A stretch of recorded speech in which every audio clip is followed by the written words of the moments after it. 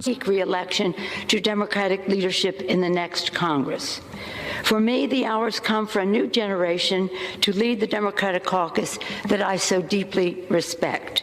North Korea launched a short-range ballistic missile toward its eastern waters Thursday, hours after the North threatened to launch fiercer military responses to the U.S. bolstering its security commitments to allies in South Korea and Japan. The missile fired from the northeastern coastal Wonsan area at 10:48 a.m. landed in the waters between the Korean peninsula and Japan, according to its neighbors. After detecting the launch, South Korean, U.S. and Japanese militaries quickly condemned the launch that they say threatens stability in the region. Harry Michaels reporting. Winning the House majority, even with a smaller margin than they hoped for, will give Republicans some newfound power to set the agenda when they take over the chamber in January. House Republicans will have subpoena power in the majority and control over powerful committees, and they plan to make investigations into the Biden administration a top priority. Ukraine said it faced fierce attacks in the east from Russian forces reinforced with troops withdrawn from Kherson in the south. The government in Kyiv was working to restore power across the country on Wednesday after intense Russian strikes on civilian infrastructure earlier in the week, officials said. Ukrainian forces had repelled attacks on the Donetsk towns of Avdiivka and Bilovarivka, Ukrainian military analyst Ola Zadnov said in comments posted on YouTube. Davis Richards reporting. This is the latest news headlines. Darrell Brooks was sentenced to life in prison without the possibility of extended supervision on Wednesday for driving his SUV in a crowd on Christmas parade attendees in Waukesha, Wisconsin last November, killing 6 people and wounding dozens more. 40-year-old Brooks was found guilty by a jury last month on all 76 counts stemming from the 2021 Christmas parade attack, including 6 counts of first-degree intentional homicide with use of a dangerous weapon. A federal court in Cincinnati, Ohio, handed down a 20-year sentence to the first Chinese government intelligence officer to ever be extradited in the United States to face trial. The sentencing of Yang Shu, a 42-year-old career intelligence officer for the Chinese government, is being heralded by federal authorities as historic. Shu was convicted November 5, 2021, on charges of attempting to steal aviation information through contacting leaders in the field, including GE Aviation. With Thanksgiving just over a week away, the cost of providing a holiday feast will cost more this year, according to a survey released by American Farm Bureau Federation. On average, feeding 10 people at a Thanksgiving table will cost 20% more than last year, according to the Bureau's annual survey. The AFBF pegs the cost of a 10-person holiday meal at $64.05, or less than $6.50 per person. Taylor Swift fans were seeing red on Tuesday when Ticketmaster was overwhelmed by demand of pre-sales for the singer's new tour went online. The delays had many fans believing they would never, ever get tickets. But tickets to the pop star's tour were available Wednesday via Resale Market, with some prices at the tens of thousands of dollars. Tickets for Swift's show at MetLife Stadium in East Rutherford, New Jersey on May 26 are listed for as much as $21,600 each on ticket resale site StubHub. And that's the latest news headlines. I'm Alan Edwards.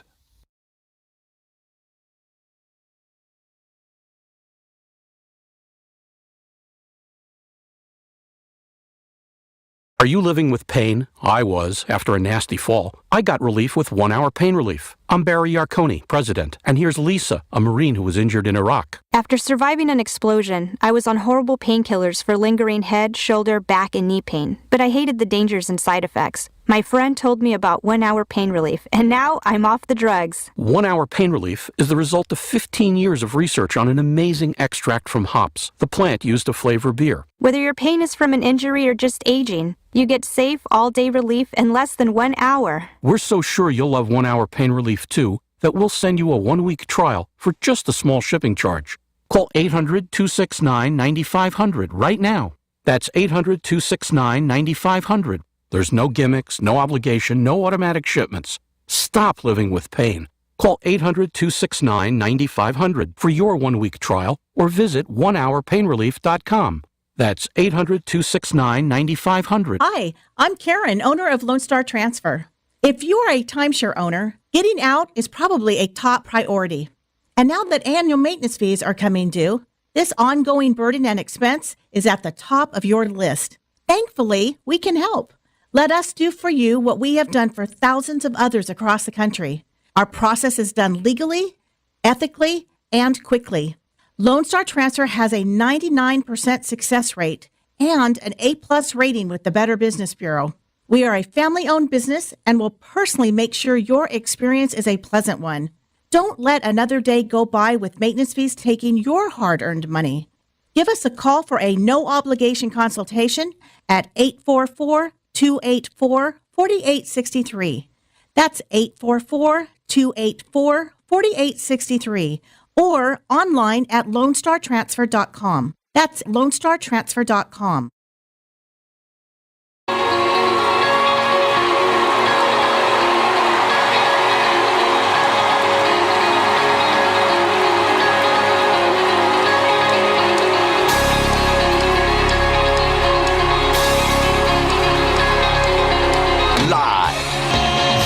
Is the Jeff Santos Show on the Revolution Radio Network. Rebuilding America, together, investing, activism, and supporting the middle class. Now, here's Jeff.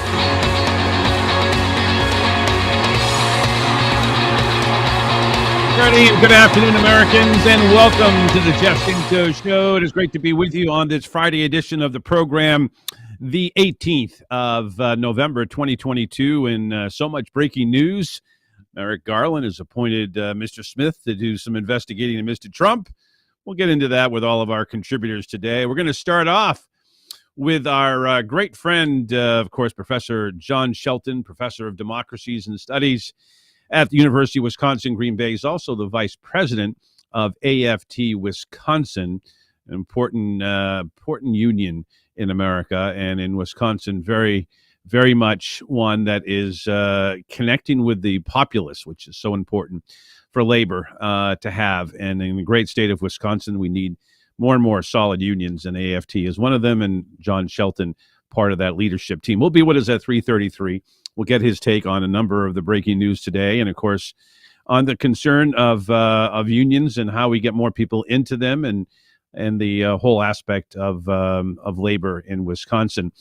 Then at 4 o'clock, the basically the mentor of John Shelton, Harvey Kaye, Professor Emeritus at the University of Wisconsin, Green Bay. That's what they met. They both live in Green Bay. Football team not so good this year anyways, and lose last night to the Tennessee Titans. We'll talk to Harvey, maybe a little bit about football, but mainly about where the Democrats go from here. We'll get into a little bit of Donald Trump too, but the big decision, and we'll get into that in my commentary coming up, is where is the Democratic Party going? Who are the new leaders? What does that mean? Are we going to be able to fund a Get Out the Message tour? Is that something that's going to be able to be done? Lots to talk about with Professor Harvey Kaye. He's also an FDR biographer, and on top of that, he and Alan Minsky put together the 21st century version of the Economic Bill of Rights, and we need to promote that too. At 5:06, our good friend Wendell Potter returns. Been a little under the weather lately. We're glad to see he's doing better. He, of course, is the whistleblower formerly of Humana and Cigna Healthcare. He is also right now with the Center for Health and Democracy and business leaders for Medicare for All as well. At 5:30, we'll wrap it up with our Renaissance man. He is the executive director of Democracy Watch News, Mark Taylor Canfield, MTC, in the house at 5:33 today. All that coming up on the Jeff Santos Show. Again, you can give us a shout at 833-545-5333, or you can email me, Jeff with a J, at revolutionboston.com. You can also follow us on Facebook Live, and basically simple, go to the search bar at Facebook, put in the Jeff Santos Show, and voila, you can watch us live as we are, 3 to 6 Eastern, 12 to 3 Pacific time, 2 to 5 Central. And anytime you want, they can go right there. You can also do the same on YouTube and Twitch. Again, go to the search bar, Jeff Santos Show, and voila, it is there. We welcome you to do it. We welcome you to tell your friends, your family, your neighbors. If dogs watch it, tell them too. We're always, the canines are always welcome on the Jeff Santos Show. Nothing wrong with it. We have a lot of dogs that are participating. Larry Cohen's dog, our good friend John, the caller from Minnesota's dog. There's a whole slew of them. So we welcome the great hounds and doggies across this country, for that matter, around the world. Of course, you can also post on Facebook and Twitter and have a chance to comment on our guests, ideas, my commentary, whatever it might be. Again, at Jeff Santos Show on Twitter and Facebook.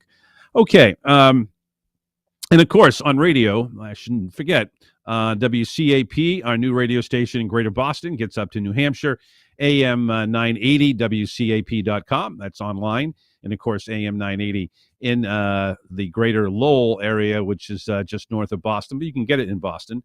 I drove it last week, actually, and I get to hear the great host there they have. We're on 8 to 11 p.m.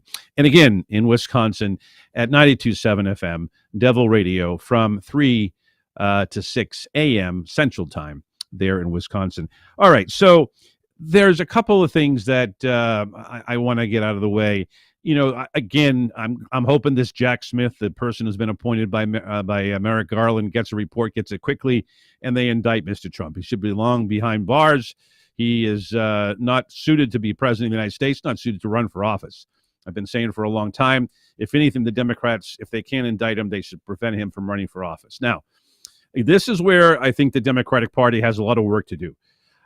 Because there's some in the Republican Party who are in Washington, who are on CNN, that are saying that, I think that Scott Jennings was one of them. They're saying, hey, this guy DeSantis, he's more moderate. He's not crazy as Trump. As Trump, the bar is pretty low.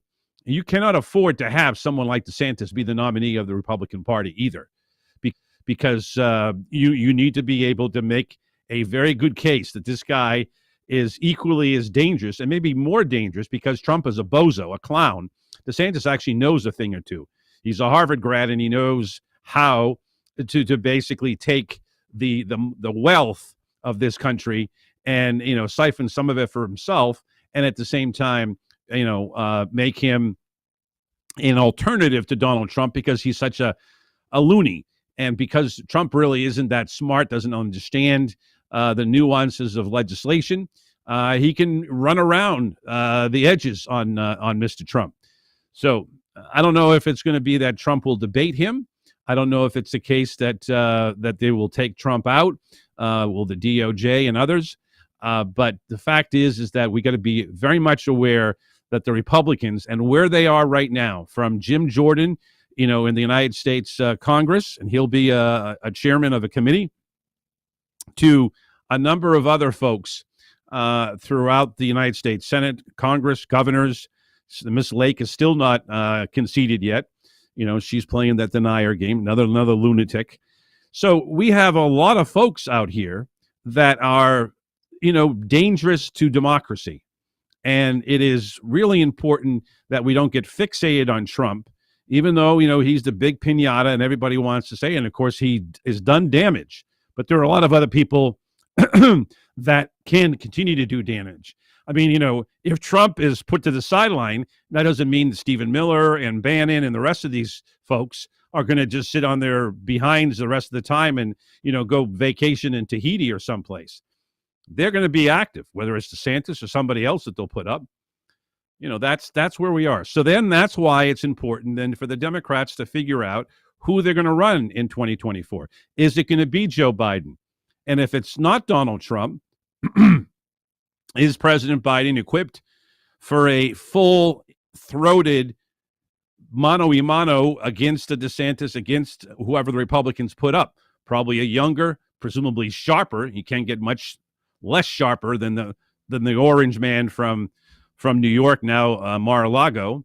So you're going to have somebody who's ready to go on day one and is progressive, or at least semi-progressive. Now, again, we've thrown out the names of Bernie Sanders and Elizabeth Warren before. They're my top two picks if they decide to run. Now, they're older too, so people will say, well, if you're going to throw Biden away to the side because of his age, and Sanders and Warren, who are 70s, and in the case of Sanders, I think 81. So therefore, that's the situation. But it's not necessarily the same. Somebody who is 80 and spry is much different than somebody who's 80 and, not what he was 5 years ago and has 4 years of being a president of the United States, which isn't exactly, a stressless job, particularly what we have seen over the last 2.5 years. So, there's a lot to consider with particularly those two. Now, you can go a little bit younger, Sherrod Brown. You could go even younger and Miss Whitmer, and they're all decent choices. For this progressive, Sanders is always the best. But again, it'll be his third time running. Will he be able to, take the next 2 years and looking at this? And again, there are a lot of people in the corporate wing of the Democratic Party that don't want any part of Bernie. Now, as Larry Cohen would tell you, are there enough young people in the Progressive Caucus? Are there enough people out there in media to sort of withstand that attack? Not sure. All these things will be part of the discussion we'll have with John Shelton, Harvey Kaye, Mark Taylor Canfield, and Wendell Potter in some form or shape. And of course, we'll do this post-Thanksgiving. Speaking of that, we're definitely going to do a show on Monday, possibly on Tuesday, and we'll be off on Wednesday, Thursday, and Friday. So Tuesday is sort of the day we're not really sure about yet. And of course, we'll run replays on Facebook Live and WCPT and all the WCPT, WCAP in the great Massachusetts station. Shout out to Sam P. There, and the owner of the station there in Lowell, Massachusetts, Greater Boston. So, but coming back post-Thanksgiving, the 28th, we're going to need to figure out a way how the progressive movement moves the agenda of the Democratic Party. You have new leadership, beneficial. Jeffries is going to be the minority leader come January 10th or whenever the Republicans take over. Then you're going to have Ms. Clark from Massachusetts. We look forward to having her on. I've had her on this program before she was a state rep, actually. And we'll look forward to talking with her sometime soon. And then Mr. Aguilar looks like he's going to be the third person in caucus. Now, Jayapal could get into this race. If we heard the conversation with Bob Cusack yesterday, again, go to Facebook Live or YouTube and check it out.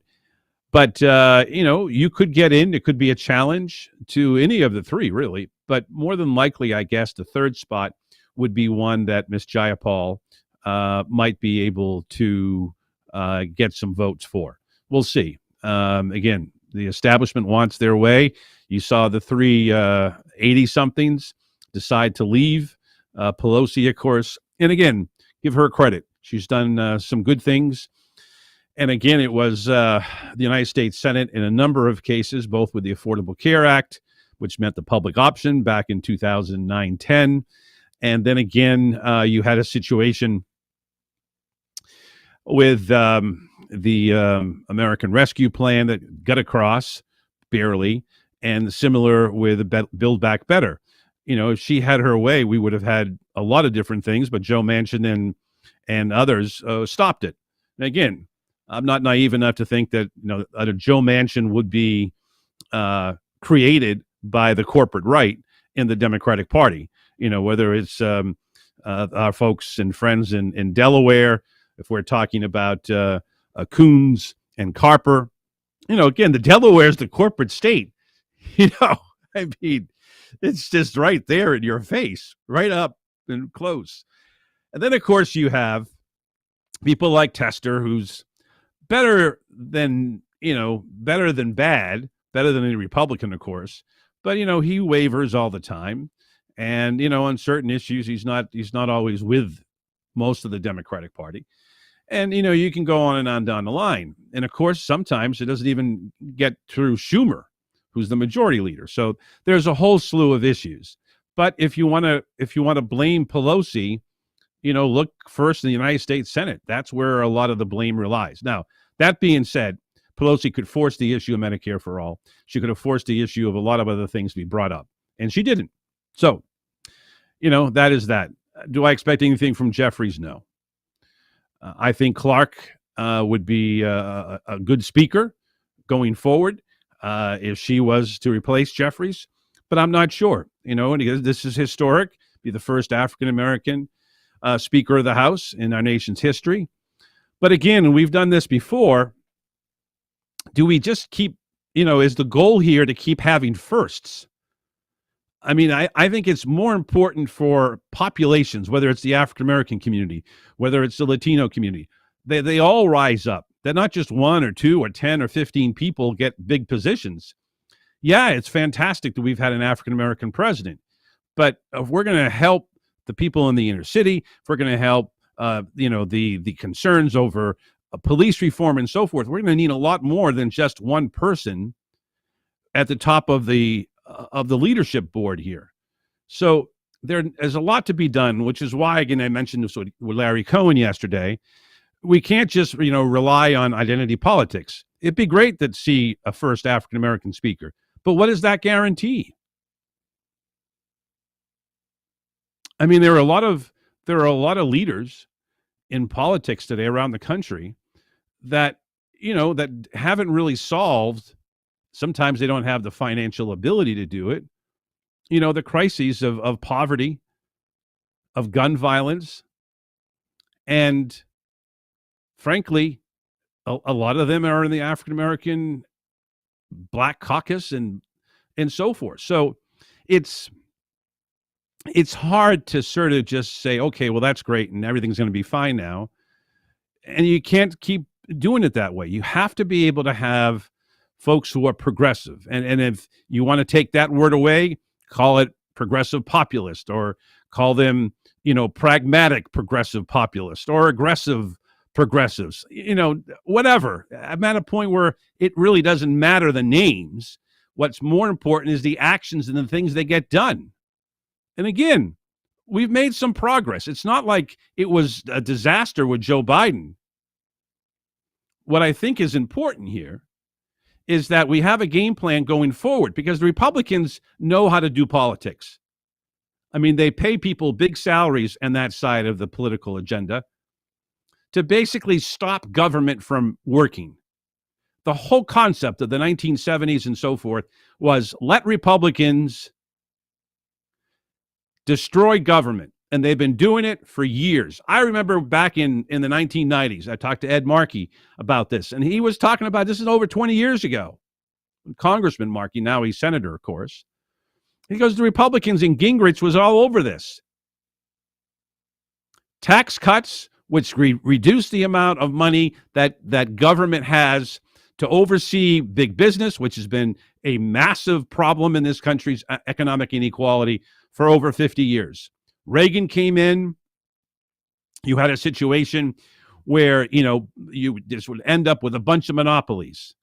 Just think about, where Home Depot came from, where Lowe's came from, where all these major corporations came from, Walmart.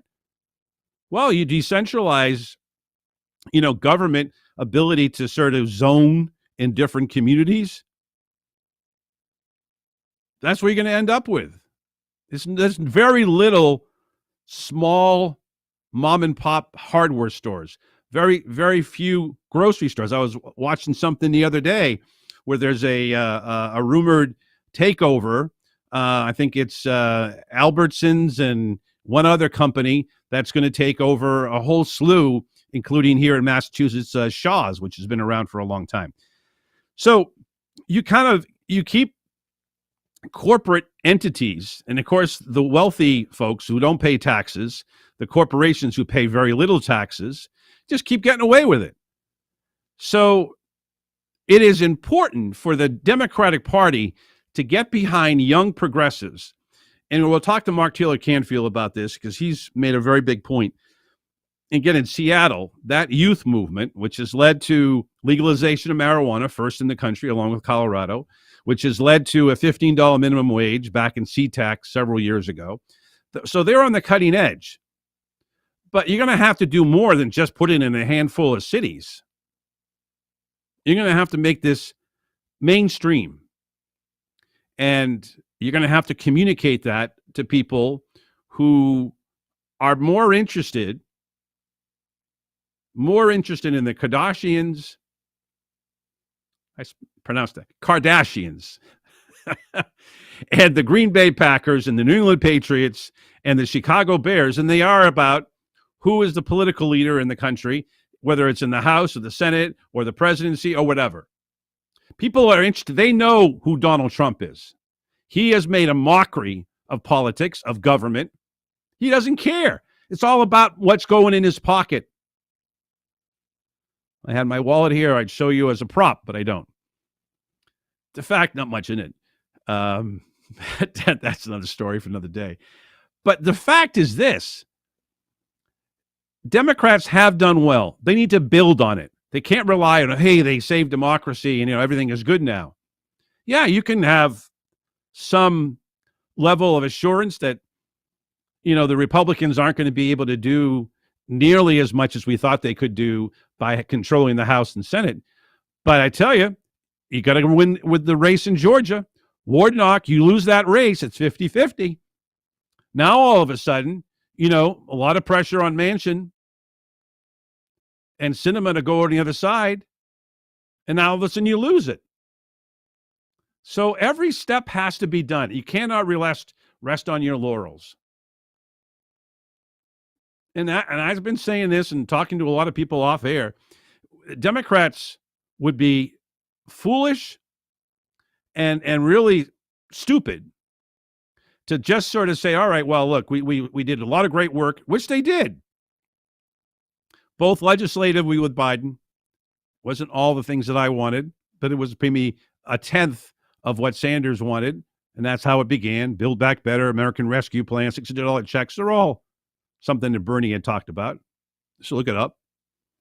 Prior to Biden, he was on the Senate floor. But I look at all this and I think, all right, we need to do better.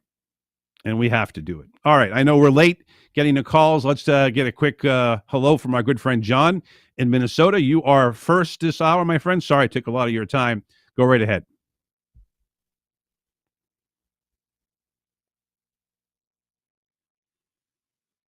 Oh, okay. All right, so we lost John. Again, folks, we'll get into all of these with John Shelton, as well as our great friends Harvey K., Wendell Potter, and, of course, the man who we love to call the Renaissance man, Mark Taylor Canfield. But again, just to sort of put a bow on this, I feel that there is a real desire here, to sort of relax for Thanksgiving. Hopefully everybody has a safe one and one that is, spent with family and friends. But come after that, you're going to have to get people engaged once again, because this is not a time just to sort of relax and say, all right, well, we did our trip. Now, I'm not saying that every American, again, they're watching the Kardashians, they're watching the Packers and football and whatever other movies there are, the Marvel comic crowd, all that stuff. Some are just dealing with their kids, their parents, their siblings, whatever the case may be. There's a lot of problems with COVID in the world, and people are having to deal with that. People are dealing with economic issues. There's a whole slew of things. And frankly, that is, when you're in the middle of it, a lot more important than the overall political infrastructure that's going on. But as we learned last Tuesday, on November 8th, if you don't get involved, then you'll see what happens. Fascism will come to the United States. Let's hope not. I'm looking forward to the Patriots game on Sunday. Get my head away from all this craziness. It is the Jeff Santos Show. We'll be right back after this timeout.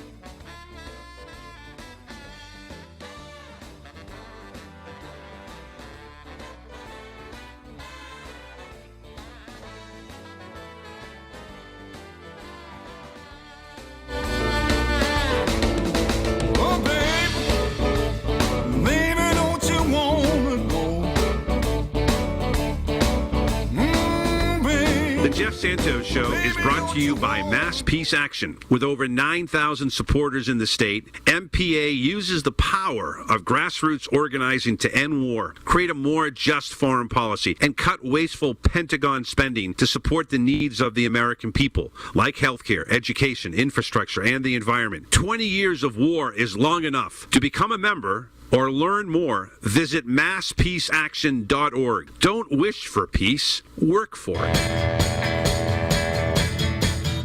You don't have to wait for amazing deals on a new floor. Get spring Black Friday deals right now at Lumber Liquidators Flooring. This week, save up to 35% on gorgeous hardwood and waterproof vinyl floors. Plus, we can arrange for installation by professional, independent contractors. And with special financing, you can get started today. These are the floors homes are built on. Lumber Liquidators Flooring. So you want to go green? How about going green with your greenbacks? Try aspiration.com. Shares your values on the environment and climate change. Ever wonder what the big banks do with your deposits? Well, it goes to fossil fuel companies for sure. Not at aspiration.com. Your deposits will never fund fossil fuel projects like pipelines, oil rigs, and coal mines. With aspiration.com, you get 55,000 free in-network ATMs. 3 to 5% cash back on conscientious coalition purchases. Personal impact score to help you shop to match your values, and an option to plant a tree with every roundup. Deposits in your Aspiration Spend and Save account are FDIC insured up to $2.46 million per deposit by being swept to FDIC member institutions. To find out more, you can go to aspiration.com/revolution. Are you living with pain? I was, after a nasty fall. I got relief with 1 hour pain relief. I'm Barry Yarkoni, president, and here's Lisa, a Marine who was injured in Iraq. After surviving an explosion, I was on horrible painkillers for lingering head, shoulder, back, and knee pain. But I hated the dangers and side effects. My friend told me about 1 hour pain relief, and now I'm off the drugs. 1 hour pain relief is the result of 15 years of research on an amazing extract from hops, the plant used to flavor beer. Whether your pain is from an injury or just aging, you get safe, all-day relief in less than 1 hour. We're so sure you'll love 1 hour pain relief too that we'll send you a 1-week trial for just a small shipping charge. Call 800-269-9500 right now. That's 800-269-9500. There's no gimmicks, no obligation, no automatic shipments. Stop living with pain. Call 800-269-9500 for your 1-week trial or visit onehourpainrelief.com. That's 800-269-9500.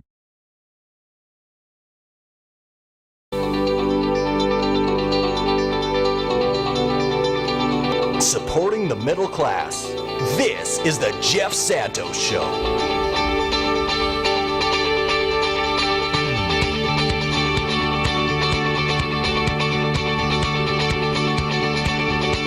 33 minutes past the hour. It is the Jeff Santos Show that you are tuned into. We are here every Monday through Friday, 3 to 6 Eastern Time, 12 to 3 Pacific Time, and, of course, 2 to 5 Central Time. You can check us out, of course, anytime on Facebook Live. Just enter the search bar, Jeff Santos Show. Similar scenarios for the Twitch and YouTube.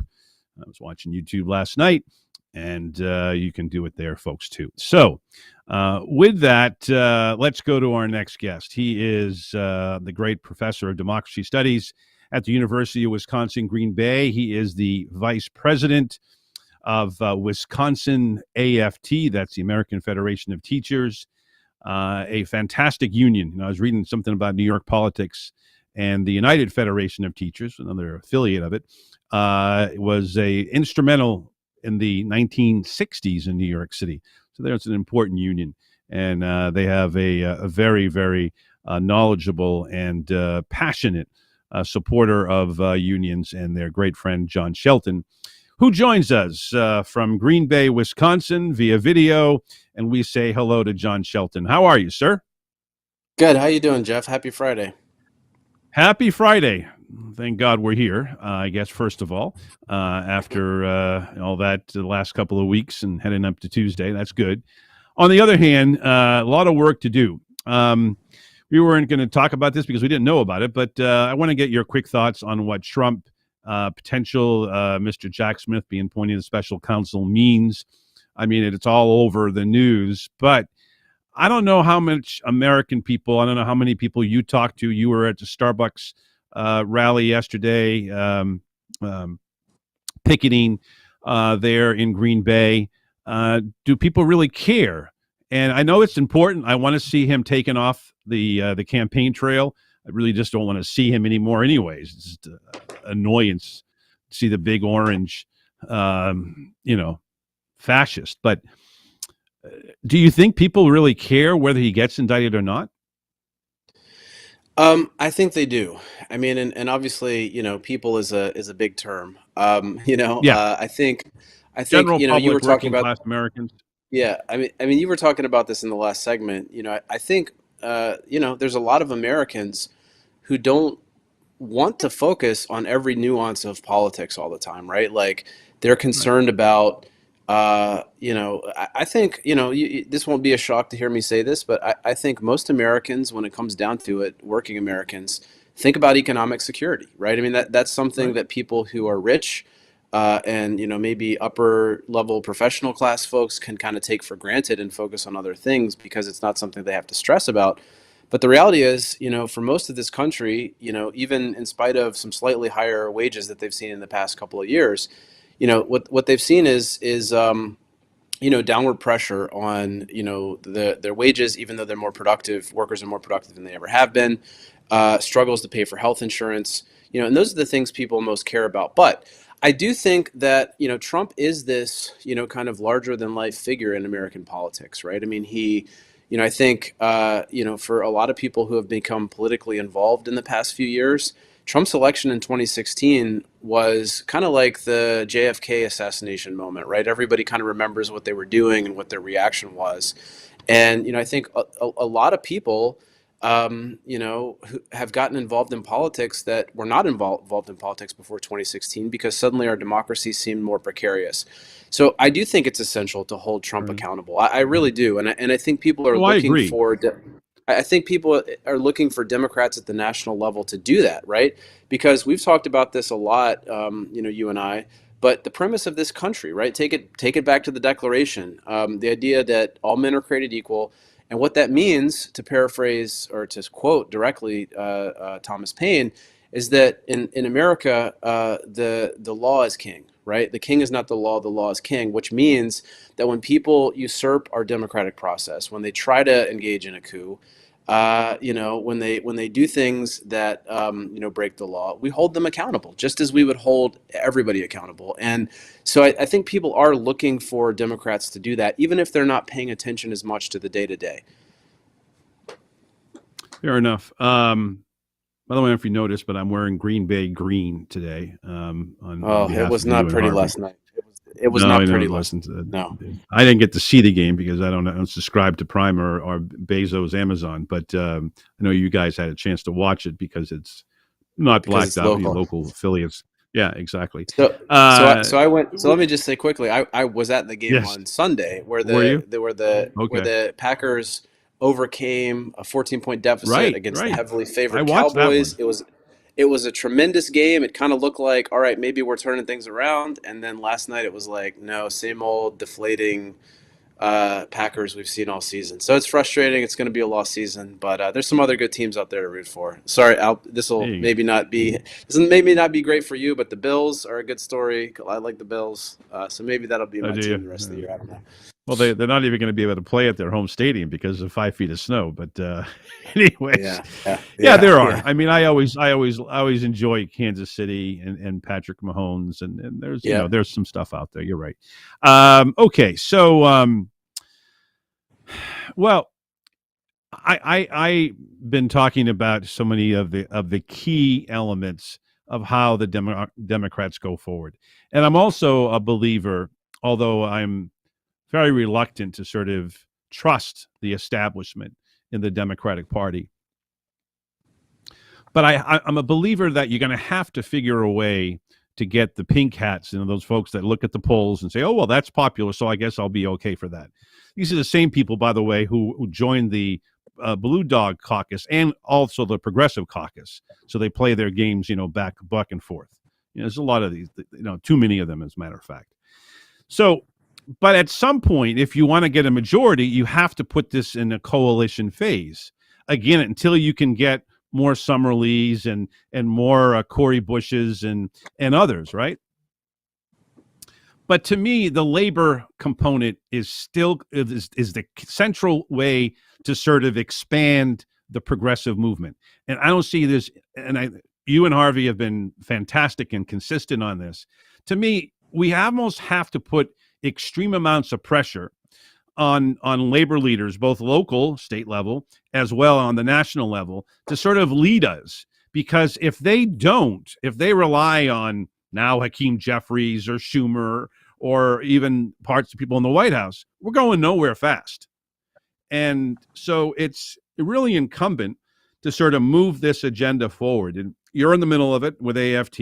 AFT has been a sponsor in the past. Randy Weingarten's been on this show many times over the last decade. I want to get your thoughts because to me, without labor, I don't see how this coalition will develop, particularly on the economic side, because they're a massive piece of that. Yeah, no, that's 100% right. Crystal Ball had a really interesting piece in Jacobin, right after last Tuesday. Has it been, like 10 days since the election now? So last week, I think late last week, where she talked about the John Fetterman election in Pennsylvania. And, one of the things that she pointed out in the piece is, that Democrats win when they center economic security for working people, right? And so even when that's not maybe exactly what you and I would want, Fetterman wasn't exactly, I don't remember, pushing for like Medicare for all, for example, which is something that I think you and I would probably both want. He was an advocate for it, but he didn't talk about it as much in the campaign. Okay. But So he did. He admitted he was a Bernie Sanders supporter. He admitted the minimum wage increase and other things. But you're right, it wasn't at top of his agenda. But at least he was there. Right. And again, if you don't work on economics, I mean, Crystal is right. I mean, if you're not going to run on economics, you might as well give up the date because you're not going to win on social issues. I mean, as much as it's important to have women's right to choose, it's important, for LGBTQ folks. If that's all you are as a party, you're going to be a minority party because the majority of Americans don't understand it. Yeah, I don't know about that. I don't know. That's a conversation for another time. But I do think you do have to center economic security, right? I mean, you have to do that. And I think one of her points was that Fetterman again might not have, to the point about Medicare for all, might not have been leading on that the way you and I might have liked in his campaign. But he showed up in a lot of rural areas, and even though he didn't win, all those rural areas, what she pointed out is that he really cut down the margins that Republicans typically have. And that's really important in the Midwest. I mean, people on the coasts, no offense, like don't always realize how much, how many rural people there are in the Midwest and how disconnected they are from the Democratic Party. And so economic security has to be key.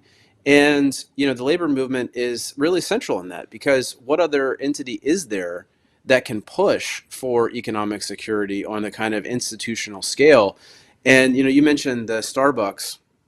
This is also really important for young workers, right? And when I went to the picket lines yesterday to support the striking Green Bay Starbucks workers, right? There were, thousands of Starbucks workers who were on strike yesterday across the country, one-day strike. They were all young. And the conversations that we had, I had a chance to spend a couple of hours there, and the conversations that we had really were about the necessity of economic security and unions as a vehicle to do that, to have a better future. And if you want to keep young people engaged, right, in the political process, right, I think I might have mentioned this one of our previous conversations. I mean, and this goes to the point you were making, right? Like, we're not going to have abortion rights to run on in the same way every single election moving forward. And so if you're going to get young people to turn out, you gotta really center economic security, and unions are crucial to that. What's happening with Starbucks right now is it's so important because if these workers can win, then this sets a template for all other kinds of young workers to be able to do it. It's so important. And they're just you think about it, how unpopular Republican ideas are right now. They're deeply unpopular, and the way long term we have the capacity, the potential to build, the kind of margin in Congress that like FDR had in the 1930s without the white supremacist Southern Democrats in there.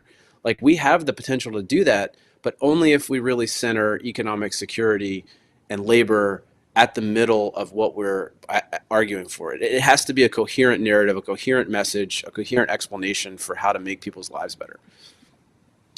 No doubt. And we got a bunch of people who want to talk to you, John. Phone number to join is 833-545-5333. We'll start with John in a minute from Minnesota, speaking of the Midwest, but originally from New York. So I guess he carries that luggage with him.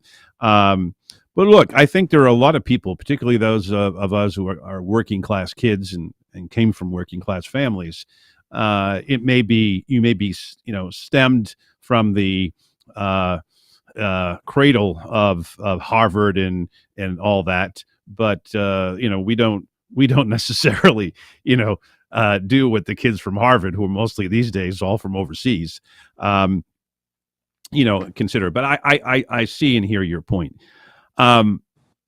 Before we go to John, and if you can, you keep your answer to a couple of minutes here. I want to get your view in terms of how do we keep something like Starbucks, which you have been front and center on, how do we keep that in front of entertainers, athletes, and the folks that are, driving, the Ubers and the taxis and, just keep it going, because Starbucks, unlike the Amazon thing, you don't see that, people don't see the Staten Island, great work that was done by the Amazon workers, Mr. Smalls and somebody, and all those folks.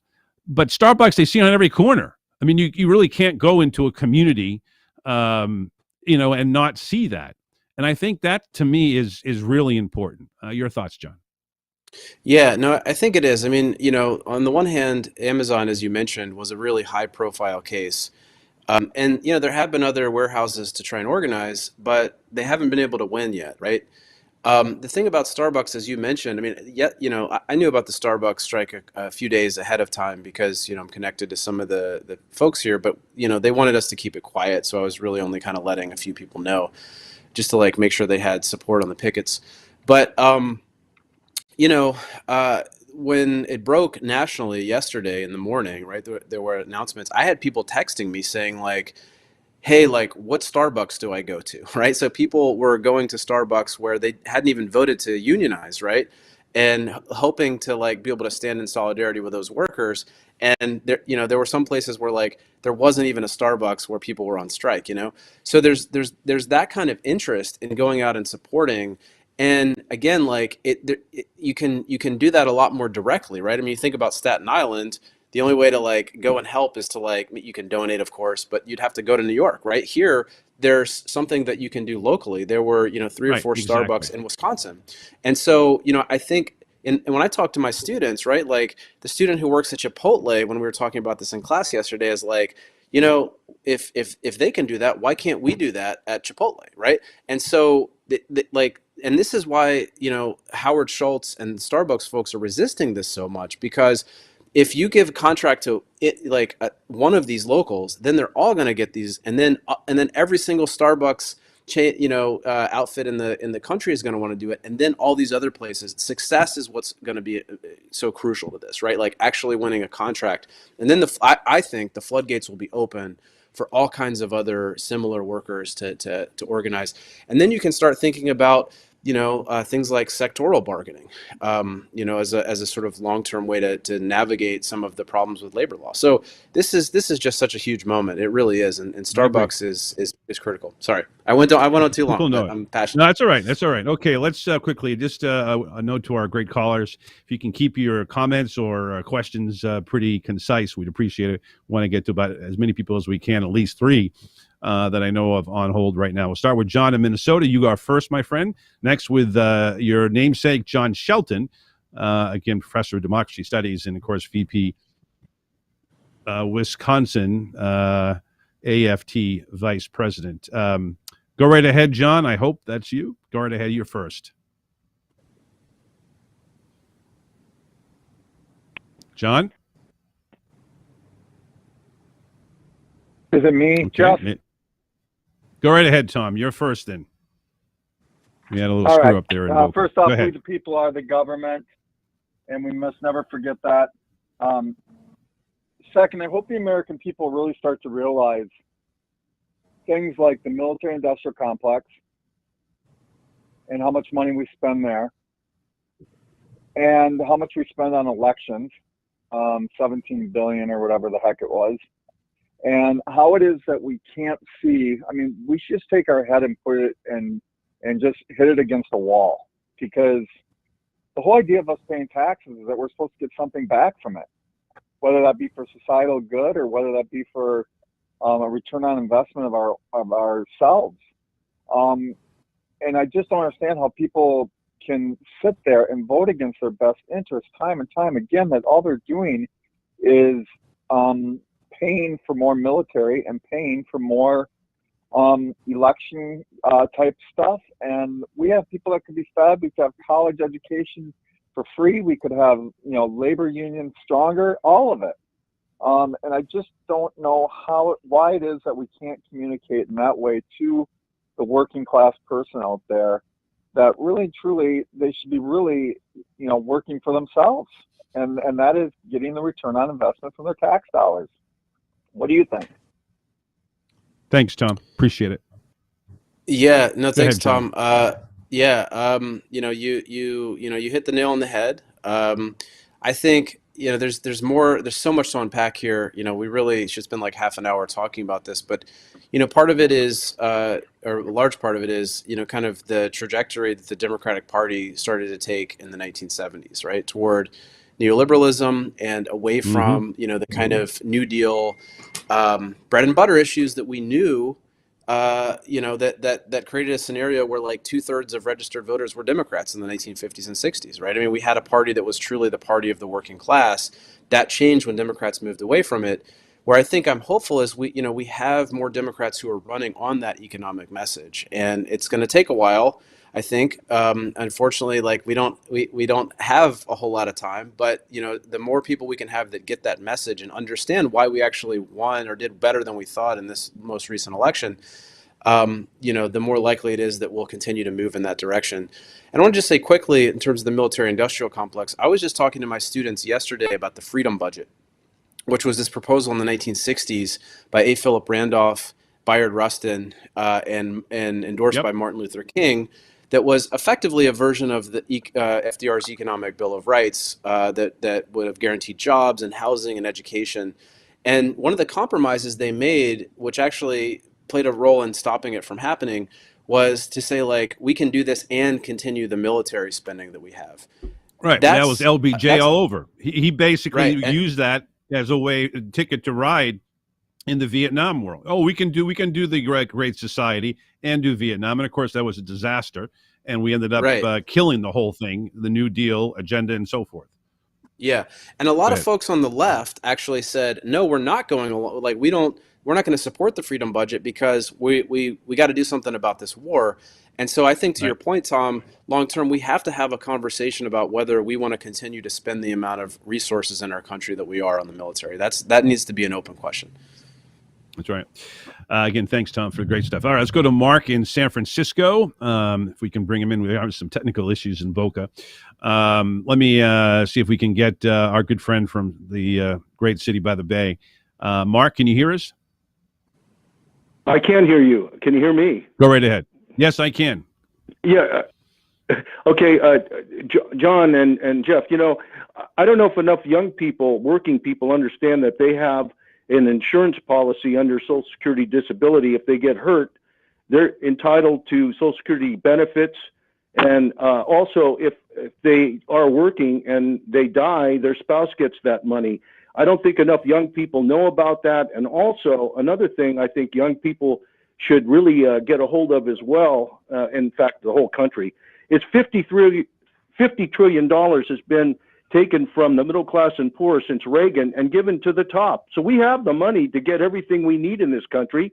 We just have to stop these people from going into office and doing these tax cuts for the millionaires and billionaires. We need a better education plan to the voters of this country. That's what's been going on. Oh, Mark, John, go ahead. Mark, I couldn't agree. I couldn't agree more. And the question with millionaires and billionaires, it is about resources, but I think it's even bigger than that, right? And I know you probably know this. It's not just about ensuring that they can't determine all of our priorities by hoarding the wealth. It's also important because when they have that much wealth, they're able to dictate political decisions, right? By making campaign contributions and like Bill Gates, right? Like funding think tanks that then push policies in a particular direction that's ideological. So, a lot of people don't realize, that when progressive tax policy was implemented in the 30s, Harvey knows this and you can ask him, it was done not just to raise revenue, but to actually prevent the kind of power that accrues with that much, unearned wealth. And so we need to be thinking about that. I mean, we talked about this a couple weeks ago, what Elon Musk and how Mark Zuckerberg are laying people off and what Elon Musk is doing to Twitter. They just hold people's lives in their hands and make decisions on a whim about what people should be doing. And nobody should have that kind of power. And, so to get the priorities that we need, right? Like we have to limit the power of these people, right? Both economically and politically. Well, no doubt. And one of the things that we need to really start thinking about is both what Sanders have done and even what Stan Greenberg was talking about with, taxing the corporate companies. I think you got to do both because, these individuals, they'll play games, they'll have the best accountants in the world. So they'll bring them stuff to the Caribbean, put their names in a place in the Caribbean, and then they'll do it other ways. So you got to do it both. You're right on, John. Hey, Godspeed to you, what you're doing with the unions. They're going to be critical in all of this. Have yourself a great weekend and a great Thanksgiving. We won't talk to you next Friday. Won't be on. But enjoy it, my man, and we'll talk within the next, 2 weeks, I guess. Thanks, Jeff. Happy holiday to you and your listeners as well. Thank you. You too, man. We'll be right back. It's the Jeff Santos Show. Harvey K. nearby. I don't know, a few blocks anyways. We'll talk to the Professor Emeritus at the University of Wisconsin, Green Bay in a matter of 6 minutes. Thanks, John. We'll be right back.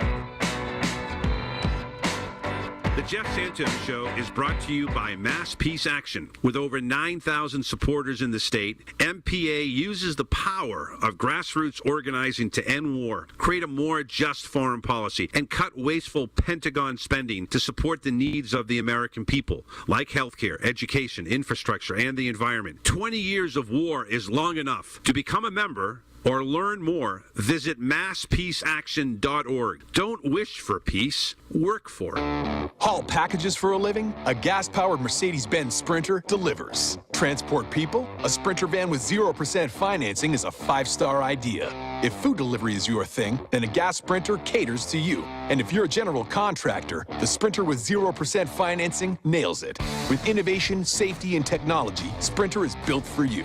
And it's built for your bottom line with 0% financing.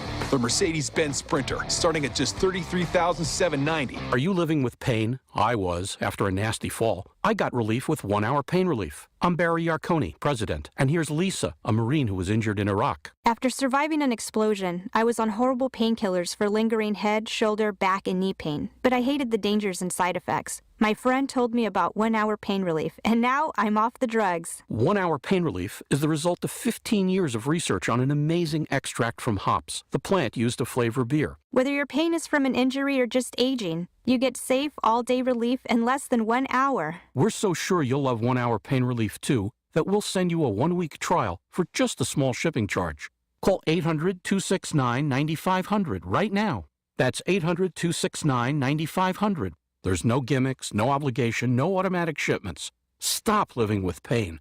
Call 800-269-9500 for your one-week trial or visit onehourpainrelief.com. That's 800-269-9500. Ukraine said it faced fierce attacks in the east from Russian forces reinforced with troops withdrawn from Kherson in the south. The government in Kyiv was working to restore power across the country on Wednesday after intense Russian strikes on civilian infrastructure earlier in the week, officials said. Ukrainian forces had repelled attacks on the Donetsk towns of Avdiivka and Bilohorivka, Ukrainian military analyst Ola Zadnov said in comments posted on YouTube. Davis Richards reporting. Winning the House majority, even with a smaller margin than they hoped for, will give Republicans some newfound power to set the agenda when they take over the chamber in January. House Republicans will have subpoena power in the majority and control over powerful committees, and they plan to make investigations into the Biden administration a top priority. North Korea launched a short-range ballistic missile toward its eastern waters Thursday, hours after the North threatened to launch fiercer military responses to the U.S. bolstering its security commitments to allies in South Korea and Japan. The missile fired from the northeastern coastal Wonsan area at 10:48 a.m. landed in the waters between the Korean peninsula and Japan, according to its neighbors. After detecting the launch, South Korean, U.S. and Japanese militaries quickly condemned the launch that they say threatened stability in the region. Harry Michaels reporting. House Speaker Nancy Pelosi said Thursday that she will not seek a leadership position in the new Congress, a pivotal realignment making way for a new generation of leaders after Democrats lost control of the House to Republicans in the midterm elections. In our caucus, I will not seek re-election to Democratic leadership in the next Congress. For me, the hours come for a new generation to lead the Democratic caucus that I so deeply respect. This is the latest news headlines. Taylor Swift fans were seeing red on Tuesday when Ticketmaster was overwhelmed by demand at pre-sales for the singer's new tour went online. The delays had many fans believing they would never, ever get tickets. But tickets to the pop star's tour were available Wednesday via Resale Market, with some prices at the tens of thousands of dollars. Tickets for Swift's show at MetLife Stadium in East Rutherford, New Jersey on May 26 are listed for as much as $21,600 each on ticket resale site StubHub. With Thanksgiving just over a week away, the cost of providing a holiday feast will cost more this year, according to a survey released by American Farm Bureau Federation. On average, feeding 10 people at a Thanksgiving table will cost 20% more than last year, according to the Bureau's annual survey. The AFBF pegs the cost of a 10-person holiday meal at $64.05, or less than $6.50 per person. A federal court in Cincinnati, Ohio, handed down a 20-year sentence to the first Chinese government intelligence officer to ever be extradited in the United States to face trial. The sentencing of Yang Shu, a 42-year-old career intelligence officer for the Chinese government, is being heralded by federal authorities as historic. Shu was convicted November 5, 2021, on charges of attempting to steal aviation information through contacting leaders in the field, including GE Aviation. Darrell Brooks was sentenced to life in prison without the possibility of extended supervision on Wednesday for driving his SUV in a crowd on Christmas parade attendees in Waukesha, Wisconsin last November, killing 6 people and wounding dozens more. 40-year-old Brooks was found guilty by a jury last month on all 76 counts stemming from the 2021 Christmas parade attack, including 6 counts of first-degree intentional homicide with use of a dangerous weapon. And that's the latest news headlines. I'm Alan Edwards.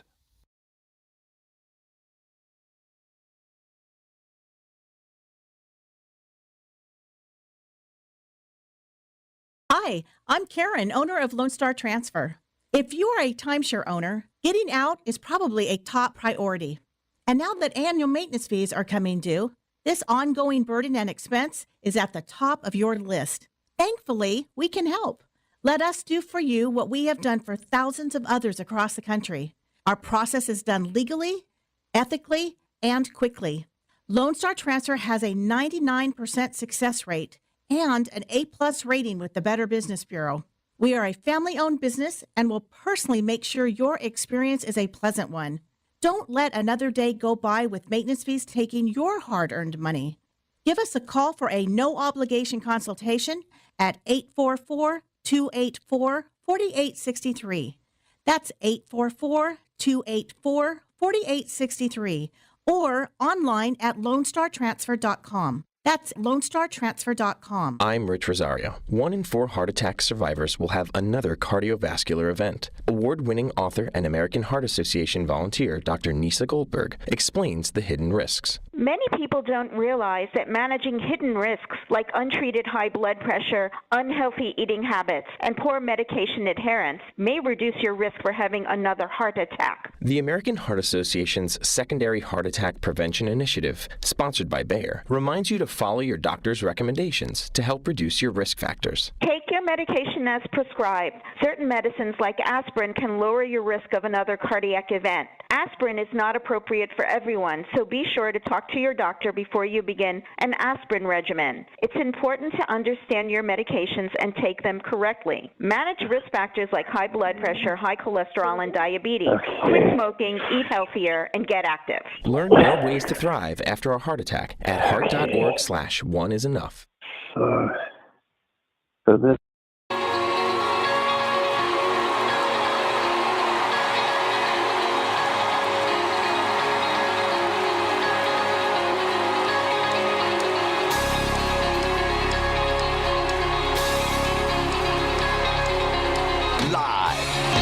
This is the Jeff Santos Show on the Revolution Radio Network. Rebuilding America, together, investing, activism, and supporting the middle class. Now, here's Jeff.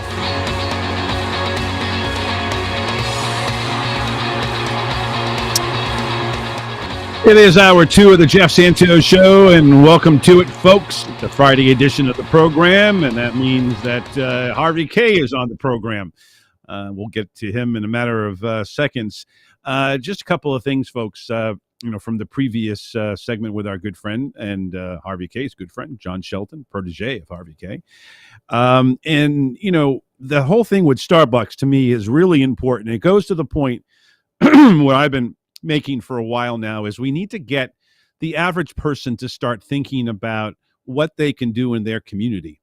And it's not in every community, although as our good friend MTC, who was watching and listening a little bit earlier to us and go to Seattle, it's like, take a right, take another left, take another right. And there's a Starbucks everywhere. And many major areas of the country, whether when I lived in Boston or in New York City, LA, everywhere, this Starbucks is like one in every corner. So if you can unionize a Starbucks, and even though it doesn't have the impact that it does on other industrial unions and others, what it says is that union is normal. It's normalized. And I think that is really critical. So we really appreciate John Shelton bringing that up. And we had a discussion to talk about the importance of unions, and Starbucks, obviously he was there yesterday, is a big part of it. All right, let's get to our man. Harvey J.K., Professor Harvey J.K. is the Professor Emeritus in the University of Wisconsin, Green Bay. He's an FDR and Thomas Paine author. He is a regular every Friday here on the Jeff Santos Show. And we say, good afternoon, Harvey K. I know it was a tough night last night, so we won't get into it, although I want to make it very clear that I am wearing Green Bay green today. So I'm wearing the blue. Which, by the way, once upon a time, you had no part of it, right? Color. The navy blue was once upon a time the Packers. It was the original color of the Green Bay Packers. That's true. That's true. Almost like, I don't know you want to hear this, but almost like Notre Dame colors in a way. I'm far better looking than Notre Dame. I'm not a Notre Dame fan. Period. Don't even. Why is it every week? I knew that was gonna get you. Some way to peeve me off. It's like just start me off. It's like I think you want to rev me up for my worst. Anyhow, so but for what it's worth, last night was not a good night to be a Packers fan because we had begun to hope that maybe last week's victory was a turning point in the season where we might be able to fight our way to some kind of wild card possibility for the playoffs. Right. But I think it's pretty evident that what? I was hoping. I was watching you guys against the Cowboys. I despise the Cowboys. And, that's how Green Bay generally feels. But what we saw last night, for those of you who didn't see the game, is we saw a team really in many ways in disarray. It's just really, really awful. I mean, the obvious things, well, not to mention the refs were just abysmal, but that's another story. The fact is that there were players who were doing magnificent work on the field, and I'm thinking of Cobb, Randall Cobb in particular. And then all of a sudden he disappeared from the field. It's as if the coaches thought, well, he's served us, we'll move on. It was awful, just a really bad night. But I can also tell you that I didn't feel as bad afterward as I did in previous weeks because I'd become accustomed to losing. It's just that the particulars of the game were annoying, just annoying. So having said that, I also want to say another annoying thing about this week is about 8 days ago, 8 days ago, we were in the 70s here in Green Bay, which was utterly unusual. I know where you're going. And because our normal temperature should be like high 40s right around now. This week, at weekend as it's coming, we haven't been above freezing for a couple of days, and we're not going to see above freezing again until maybe Monday. It's a bright, sunny, shiny day, but it's a wind chill that then makes it like, 15 degrees outside. So, yeah. Yeah, it's coming this way. But look at Buffalo, 5 feet of snow. They have to move the Bills game to Detroit to indoors at the Ford Arena there in downtown Detroit. And, of course, Michigan, I think the UP is getting whacked too. Do you get any snow? I don't know why they didn't just move it over to Europe and make another game overseas. It's beyond me. You know? Too much money for the NFL, can't afford it. Yeah, right. As if. Yeah, as if. What's your cup say there? Keep clean? No, this is the classic. Your coffee cup. No, keep calm I think and of it as carry a tea on. mug. Okay. Keep calm and carry on, Very good. Well, that's good for us to know. All right. Well, I'm so frustrated with this fact that I get, all the news is about Garland and so forth. And I agree with your protege, and we talked about this, John Shelton, that Americans want to see, Trump put aside. They don't like him. All the polls came out in different states, including yours in Wisconsin. Nobody likes him, but majority of people, 60% want or move on. Enough already of the clown show.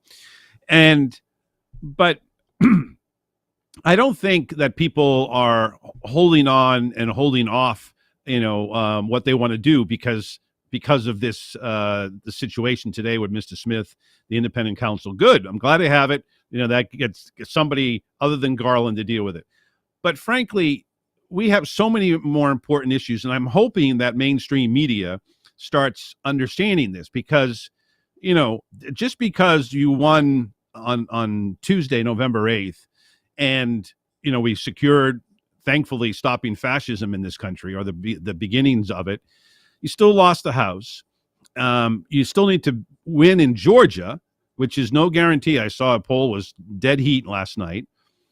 So I'm just hoping that we can move forward. And we were talking with John Shelton about this, that to me, and you've been saying this for a long time, labor has to bring together the progressive wing and the pink hats. And I think you know what the pink hats are. These people who put their fingers in the air. Oh, one day we'll be progressive, and the other day we'll be blue dog, whatever. Because that's how you build a coalition. And, that has to be done. But without labor, being by our side, I don't know how we can get it done because, we can't do it alone. We're not big enough. Your thoughts? Yeah. Look, back in I think it was 1976. We're talking quite a few years ago. The 200th anniversary, bicentennial. Yes. I was reading, and there was a whole host of entries. I don't know if it was Time or Newsweek, back when those magazines mattered. And they had asked a slew of historians and political figures, a whole host of people as to, the way forward. What can America do to try to live up to its promise? Because let's not forget, 1976, times were tough. We didn't expect them to get as bad as they have been more recently, but times were tough. And one historian I particularly admired said, don't fail to appreciate the role that the working class and labor unions have played in the making and enhancement of American democracy. And if that movement, the labor movement, should fail in the face of, because in the 70s, that's when Not in the 80s. In the 70s is when big business declared war on labor unions and the working class in all their diversity. Okay, it began in 1970 with a speech by Rockefeller. How can I help? Yeah, Carter, how can I help? Yeah, thank you. Exactly. So the thing is that not help labor, as you know. So the thing is that his point was, and then labor, at least it was still the case. I think 1 of every 4 workers was in a labor union. And now we're down to 1, probably depending on the area of the country and the industry involved, we're at best in certain places, 1 of every 10 perhaps. So what I'm getting at is that it remains the case that if you're going to build democracy, and that's what we need to do right now, okay? We need to have a nation-building decade, okay, which is exactly what the New Deal was in the 1930s. That was nation-building, okay? Not simply recovery, but nation-building.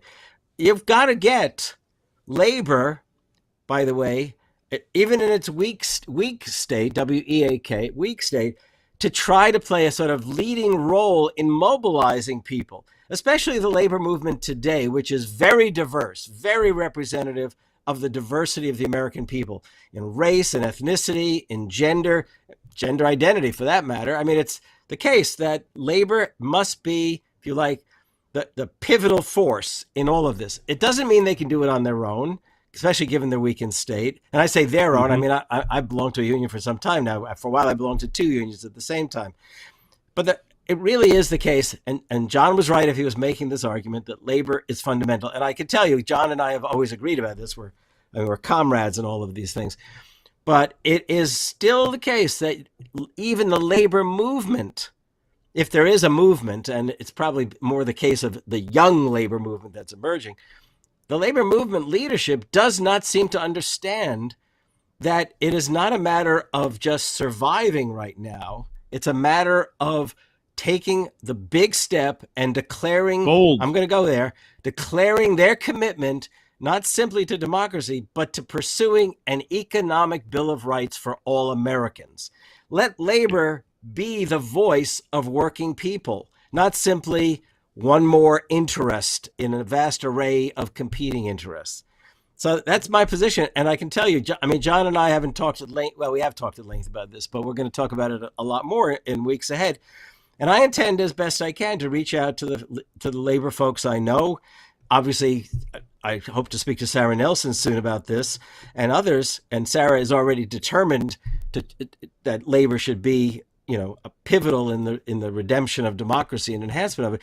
But I think we have to go beyond the idea that labor should play an important role in all of this, even the leading role, and actually that labor should now be the articulator on a grander scale than Alan Minsky and I have been able to even pursue. That vision, which we hope to make into a promise of an economic Bill of Rights, rooted in the FDR tradition, FDR's call in 1932 for a declaration of economic rights, his call in 1941 to make the war effort about the fight for the 4 freedoms, and his call in 1944 in the State of the Union message for specifically a second Bill of Rights, an economic Bill of Rights. There you go. Well, is that a political speech? I am running for president in 2024. Let it be known. Good for you. Well, I mean, I'll be on your team if you accept I'll be your communications guy. Sounds good. Yeah, I think. By the way, here's something for you. If you don't get together for Thanksgiving with Mr. and Mrs. Shelton, you should have like a coffee, a post Friday edition. And because you don't have the chance to be on my show because we won't be doing a show next Friday, we'll be off. Yeah. So maybe you and Mr. Shelton to get together and commensurate. And that's a great idea. Except that I am going to DC for the week. Ah, okay. So yeah. I intend to. What's the word? I will show up at the White House and knock on the door and say thank you. No, seriously, we're going to DC. We have it's not a big family gathering. Have a cup of Joe with Joe and my sister and brother-in-law, my wife and I.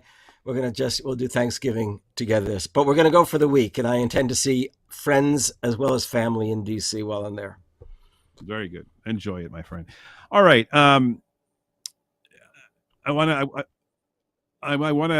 to bring John from Minnesota, who we've had some technical issues with, get him in very quickly here. But I want to get one more question to you, and that is, I feel like, and again, I've been on this for a while, Harvey, but I want you to sort of, give me your thoughts, and I think agreement that the Starbucks issue, even though it is, I know for you, not the only union out there, and it doesn't represent. But I'm saying, 100% with Starbucks workers. But here's the point: it's in people's faces, and we need to be in people's faces. The problem that I think we have in the progressive side of things, well, I mean, there's a purpose for it. They don't want us to be seen. But because we don't have the platform, that the conservatives do, that right-wing media does, that, corporate mainstream media, which is, talking to us about this how this whole thing happened, the process of the appointment of the special counsel. I could care less. I want to throw rocks at the TV. I don't want to break it. It's too expensive. So what ends up happening is that these issues like Starbucks, if it is a scenario where people can be unionized, there are a lot of people that are going to say, hey, I like the idea of going now to get coffee as opposed to going to my local place. We're not too far from where I live. There is a local place. It's very well known. Right across the way is a Starbucks. So you could do either one. They both do very well. But if they know that Starbucks is doing the wrong thing or the right thing, maybe that could, it might stop the local people. Maybe people are loyal enough and they'll keep them up too. But I think that's a big deal. Your thoughts, and then we'll take John in Minnesota. Yeah, well, for a start, I think I've said it before, though it's been a long time since I mentioned it, that not going to a Starbucks or not buying something on Amazon, those kinds of things. First of all, in the case of Starbucks, it ain't going to help the local work. The workers aren't asking you to boycott Starbucks. They're asking you to join in solidarity with them. That's my understanding from the times I've been. Right. In the case of Amazon, I don't remember ever hearing Amazon workers saying don't buy from Amazon, not to mention the fact that the impact of a limited consumer boycott of Amazon won't be felt by anyone. But it is the case, and I want to make this clear. I'm with you 100%. Starbucks is a absolutely essential labor struggle, labor dynamic, because it is a place where so many Americans across the country are encountering workers firsthand. Yes, exactly. Firsthand. Exactly. And I do want to say, and this is a compliment, not just my admiration for John. John was there. John's been over to the Starbucks. We have a photograph of it. We'll try to put it up in our on our website. He was there with several others on the picket line. Right. Of course, I could tell you another place that I'm really thinking about a lot is the effort by the airline flight attendants to organize Delta Airlines, the biggest airline in the world, I believe. And I go on board when I fly, because you fly out of Green Bay, you fly Delta, basically. I mean, you can fly more locally down to Chicago, but I fly east, basically. So, and I wear the button, and I hope that the airline flight attendants on that flight are pro-union for a start. By the way, I don't want to get coffee spilled all over me. Right? But I stand in solidarity, and what I found is, and I want to let other people know this, that when I fly, I take a picture of myself before, during, and after, if I can, of myself wearing the button, indicating my solidarity with. And I can tell you that a lot of people, flight attendants on Delta included, will then respond, say, by way of Twitter. And then as a consequence, I try to include them as a tag in my. They really do appreciate the solidarity that people express. And I therefore assume that the case with Starbucks, I mean, what's not ironic, it's unfortunate. The places I generally stop when traveling south, when you get off the highway and you got to have a quick coffee, there's Starbucks. And I'll have a button on, and somebody at the register will say, I tried to get this place organized. It's really tough. They've got spies, the whole bit. I mean, Starbucks, it's not like Starbucks is sitting back watching all this unfold. Oh, They are no. doing it, right? I mean, they've hired the top law firms. They get the investigators out there. They get a whole right. screw of And things. similarly with Amazon. And so one thing I want to say this is, look, I've talked about this in terms of a lot of people don't want to hear it, but we've been living through 45 years of class war from above, the war on working people, which has seen a transfer of wealth not only to billionaires, but to millionaires from the working lives of working people. The working class, generally speaking, has not seen a real rise in their wages since the early 1970s. Imagine that, okay? It isn't just the minimum wage has been stagnant. Literally, wages for the average working person have been stagnant. And that's true across race, ethnicity, and gender and all of that. I mean, women may have seen an increase, but that's only because 50 years ago, they were paid that much worse. I mean, truly abysmally. Right. Okay, having said that, but at the very local level, like when John is on the line with those Starbucks workers, okay, and the solidarity they feel, that is a moment of class solidarity, and it's a moment where they're trying to let people know that even if it's just a quick news story, it's also real people's lives, okay, that make that story. And that's what people need to remember. Case. It has to be the case, and we need to put that front and center, and it needs to be, I mean, you need eventually you're going to need Biden and Marty Walsh and the people in the Congress to be able to, amplify that. If not, in fact, then we got to find new leaders. Let me just because that has to be part of it. Yeah, I want to say one more thing. 30 seconds. I want to get in, John, the President and the Secretary of Labor into this. Look, we're going to see a nightmarish political legislative scenario the next 2 years. We are in deep, what, okay? But therefore, the idea now is not to think about how you can get along. The idea now is to think, how can you start mobilizing? How can you start showing working people it's time that to go on the road. You are not only on their side, you want them to turn out. And by the way, if Biden doesn't start doing that, if Walsh doesn't, if they don't start doing that, then I'm telling you, especially if a recession hits, I can't, we have not survived that fascist threat. Well, exactly. And we got to do. All right. John in Minnesota, I know you've been waiting a long time. Go right ahead, my friend. You're next with Harvey K. Go ahead, my friend. The last time I talked with Harvey, we were talking about Taft-Hartley. And then, what happened to unions? My family have been involved. Well, you don't know that, but my family have been involved in unions.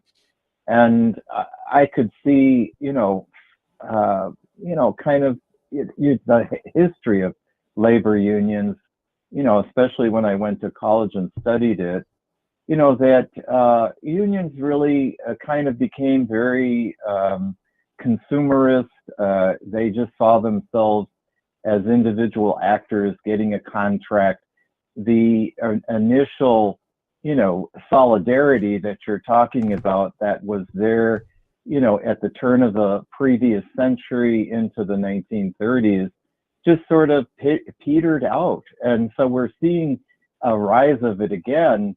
But we absolutely need a platform, and there is no democracy unless there's economic democracy.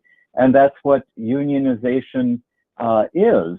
Each group of people unionizing, we should make that easier and get rid of Taft-Hartley and make unionization much, much easier. The campaigns that I have been involved with, you could see that the National Labor Relations Act didn't protect anybody.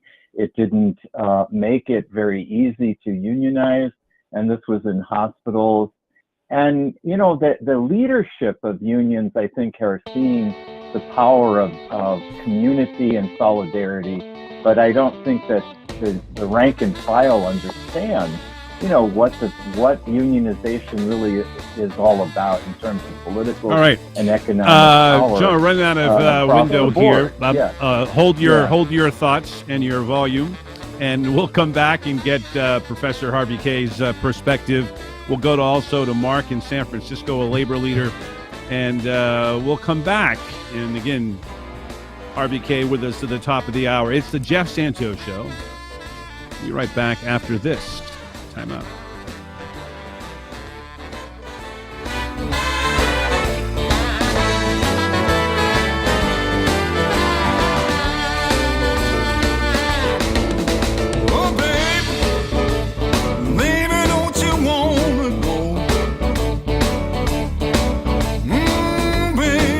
The Jeff Santos Show is brought to you by Mass Peace Action. With over 9,000 supporters in the state, MPA uses the power of grassroots organizing to end war, create a more just foreign policy, and cut wasteful Pentagon spending to support the needs of the American people, like healthcare, education, infrastructure, and the environment. 20 years of war is long enough. To become a member or learn more, visit masspeaceaction.org. Don't wish for peace, work for it.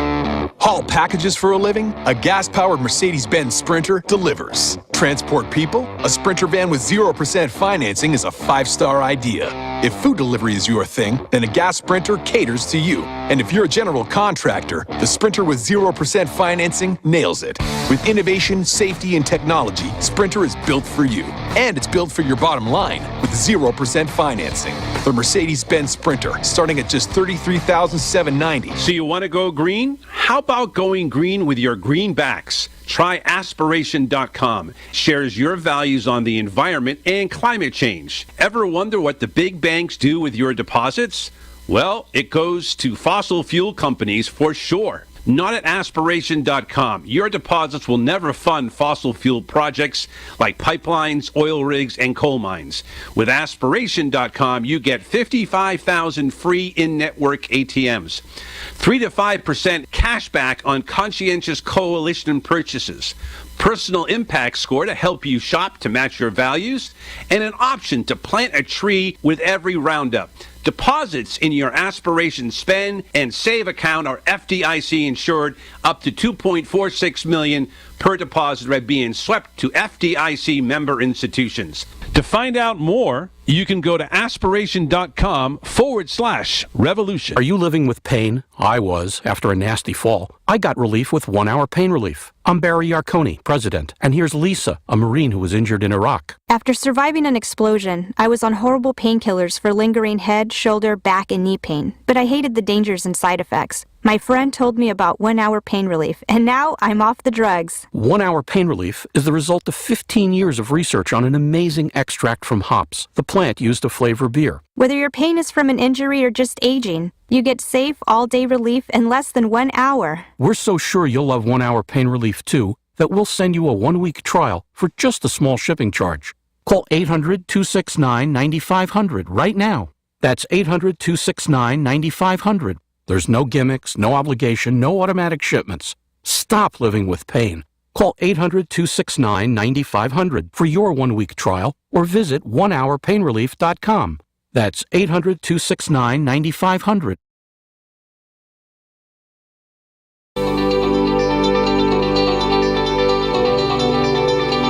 Supporting the middle class. This is the Jeff Santos Show.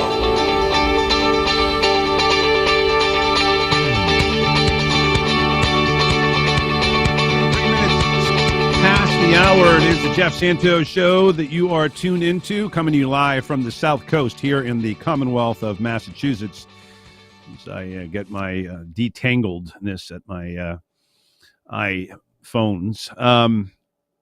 We're talking with our good friend Harvey K here on the Jeff Santos Show, and it's funny, the book that is behind your shoulder is in front of me here, The Four Freedoms, and it's very important, and what you and John were talking about also very important. I don't know if you can see this behind me. I'm going to try to bring it up. This is the Solidarity Forever, which was Labor Day at the Democratic Labor Council.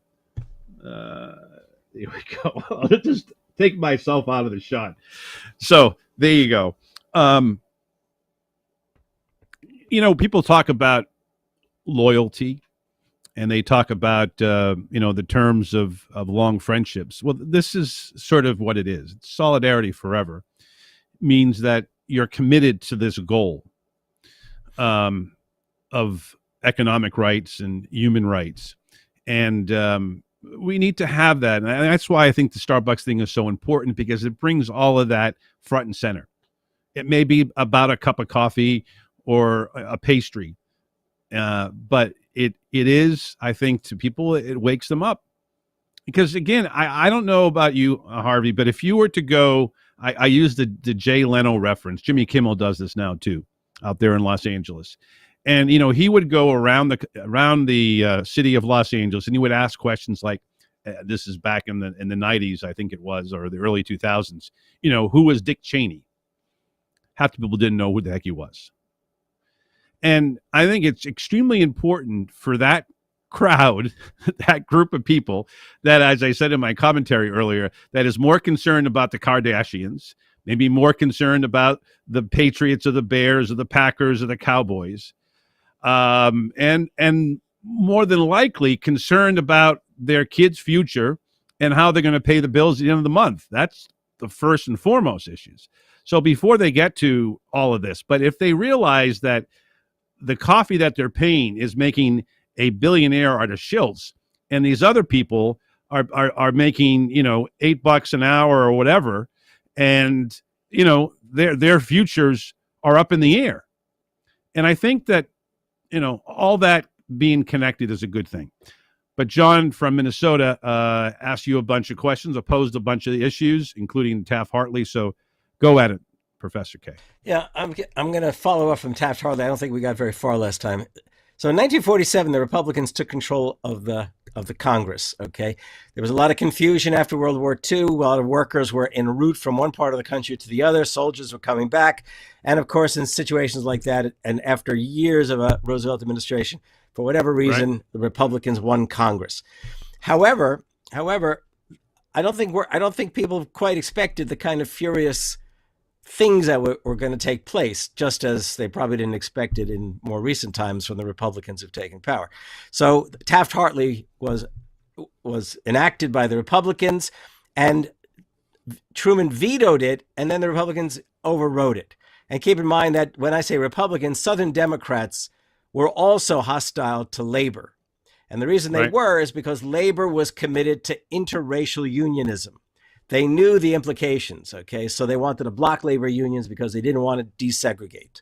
Now, having said that, in 1950, another thing happens by this time Truman's back in the White House, but something else happens. That is, after the war, big corporations, the big auto companies in particular, around Detroit, they had decided that constantly fighting their workers, number one, fighting their workers over benefits, perhaps this was their opportunity to enlarge the benefits package of workers. Workers didn't have health care and other kinds of things.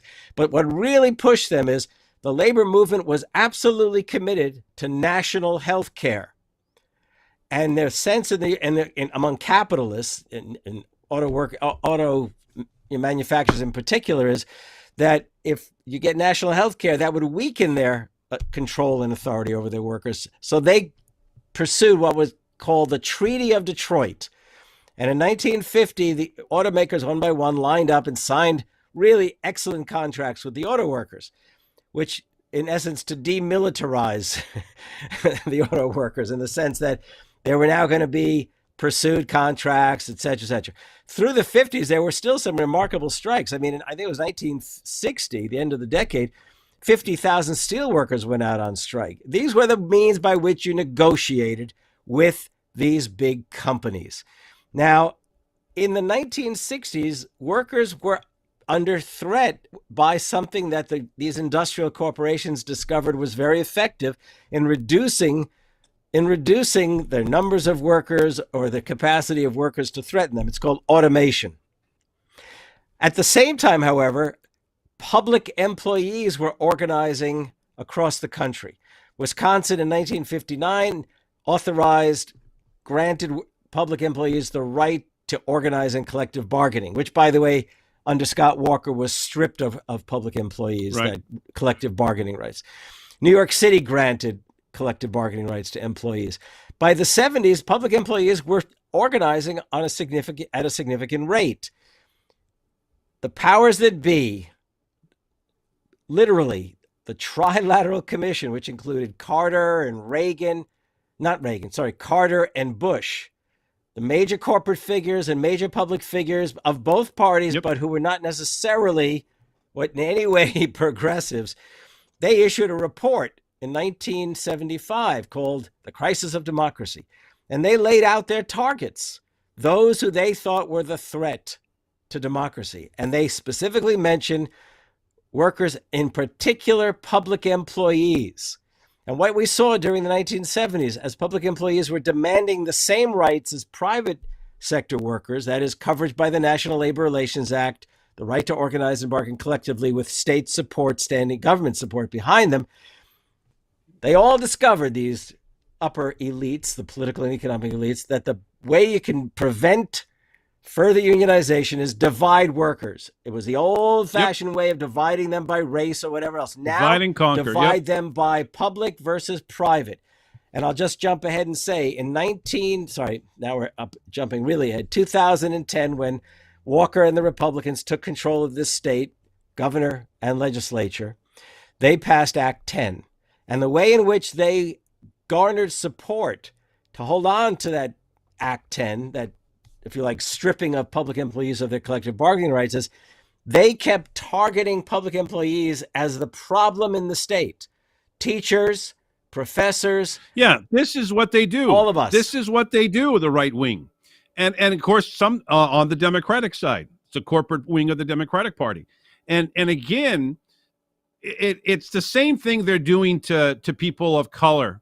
You demonize teachers who have, this is what they do with teachers. Oh, they're having sex with the 18-year-old boy or the 14-year-old girl. They spend too much money. They have all this time off in the summertime. That's the teachers thing. Then they go after, the immigrants. So look, they're taking all their jobs. Look, they're bringing the rapist across. They're raping your daughter or raping your wife and taking your job. They find the boogeyman. And, it's interesting because I always thought about this, and she doesn't get that much credit, I think, overall. But I'm not mistaken. Wasn't Eleanor Roosevelt huge on the issue of public unions? Well, she was huge on the issue of unions. She joined, I can't tell you specifically public employee unions. From the very beginning in the 1930s, she was solidly with labor union organizing. It was the case. The progressive Democrats were just that. Moreover, when she began to write a column for Woman's Day magazine, and she was writing columns for various newspapers, she joined the journalists union. She was herself a card-carrying union member. You can't get much more pro-union than to join a union. No, exactly. And the reason I say that is that I think it's really important, to understand that unions are not just a bunch of hard hat guys. And historically, I'm not just, talking about recently, that we're the helmets and so forth. And, they all look like the offensive line of the Packers. This is a much difference in teachers. And of course, with Sarah Nelson and flight attendants, dominant, quote unquote, women's jobs of the years past, that has also been unionized. And I think it's important people to understand that. All right. With that, let's go to our good. Just for the historical record, it was the mill girls of New England who were first organizing unions back in the early 19th century. There you go. All good. Let's go to San Francisco. They have a lot of traditions there, too, when it comes to labor. And our good friend Mark was indeed a labor leader for the San Francisco Chronicle and the San Jose Mercury News in the printing area.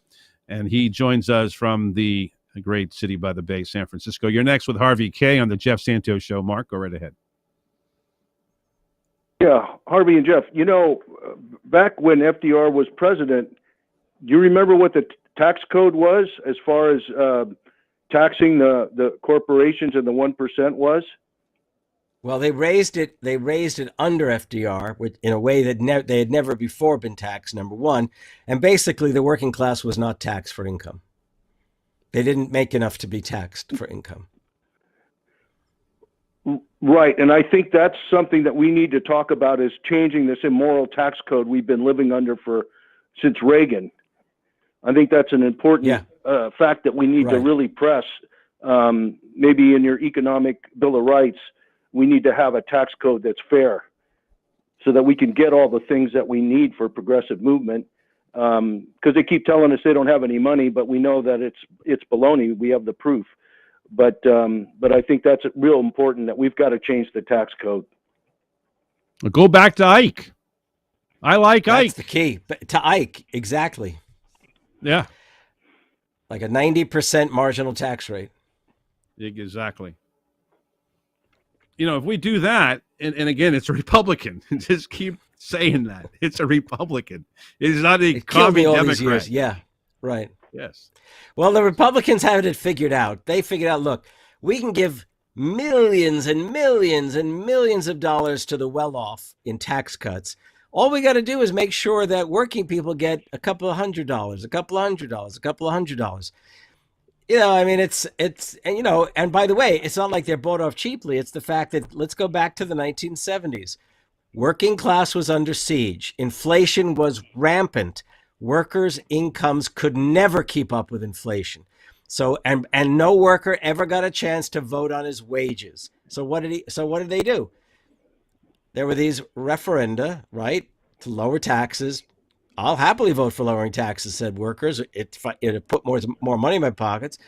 Yeah, let's vote to lower taxes. Well, little did they realize, or maybe see the future, in the course of the 80s, 90s, and so on, when their kids went to school, all of a sudden they were paying more taxes in some other way. Or, how about this? When their kids went off to college, even to the public universities, they were paying far more for tuition than they ever paid before, young people. Why? Because they had voted to lower taxes. So that in essence, they not only gave millions and millions to the rich, they also ended up reaching back into their own pockets as their kids got old enough to go to college and were paying more and more for tuition. Yeah. Jeff? Mark, go ahead. Yeah, I just wanted to, talk to Harvey about the fact that I heard from Tom Hartman that $50 trillion has gone from the poor and the middle class to the rich since Ronald Reagan. $50 trillion. That's right. And I think we need to talk about that going forward. How much more are these Republican voters going to keep giving to the rich and the corporations? Because it's $50 trillion as of now, and that's money that we could get any program we want through in this country if we had that kind of money that was given to the rich over this period of time. Yeah.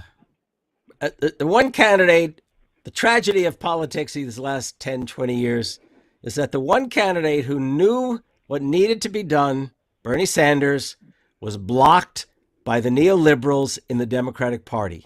And I can tell you, this celebration of Nancy Pelosi is a joke. Okay, she was head of the party in the Congress, I think, for like 20 years in the House. She actually only led for 6 years. But the point is, have a look. How eager was she? Did she support raising the minimum wage all along the way? How eager has she been to create a progressive social democratic America? And by the way, and now I'll say it, I know you're not eager for me to do it. Now we're going to see a clone of Nancy, you might say, in the new leadership of the House. I mean, this is sad and sorry. No, I mean, it's just the whole thing with Harvey, Jeffries is as annoying as can be. And this is really problematic. We're not getting the leaders that we need to move this agenda forward. Right. And that's the problem. I like Clark. I know her a little bit. Number two, I don't know Aguilar at all, but I don't know where Jayapal is, and I'm hoping that's the case. Yesterday we had Larry Cohen on. She said he's going to make a decision, but I think he would like to have her as part of leadership, get somebody who's a progressive in there. Well, yeah. I mean, Jayapal was fooled. She had the idea of, if the Progressive Caucus is nice, to the centrists and the corporate Democrats, well, maybe they'll include us. Well, they didn't. The bills didn't pass. You know what I'm saying. Yeah. Go ahead, Mark. Yep. I got 20 seconds. Yeah, I wanted to tell Harvey that she was in favor of NAFTA, and the San Francisco Labor Council went to a meeting with her and pleaded with her not to support it. So yeah, that's the kind of politician we're talking about. That's been the leadership of the Democratic Party. But let me make clear, everyone knows I vote Democratic because there's nowhere else to go. But I can tell you, I do so when I do, convinced that this is voting defensively, not necessarily in a way that will lead to some progressive transformation right away. However, the good news is that the Progressive Caucus, or let's put it this way, the real, truly progressive caucus in the making, will see more folks in the House this time than it has seen in a long time. And I think they're fighters. I look at particularly Summer Lee and Cory Bush and AOC and others. And I think that's the thing that you have to have. You got to get people who will fight, not people who just go along and get along. Well, good question to be asked. I know we don't want to go there necessarily, but the good question to be asked is, should they vote no on Jeffries?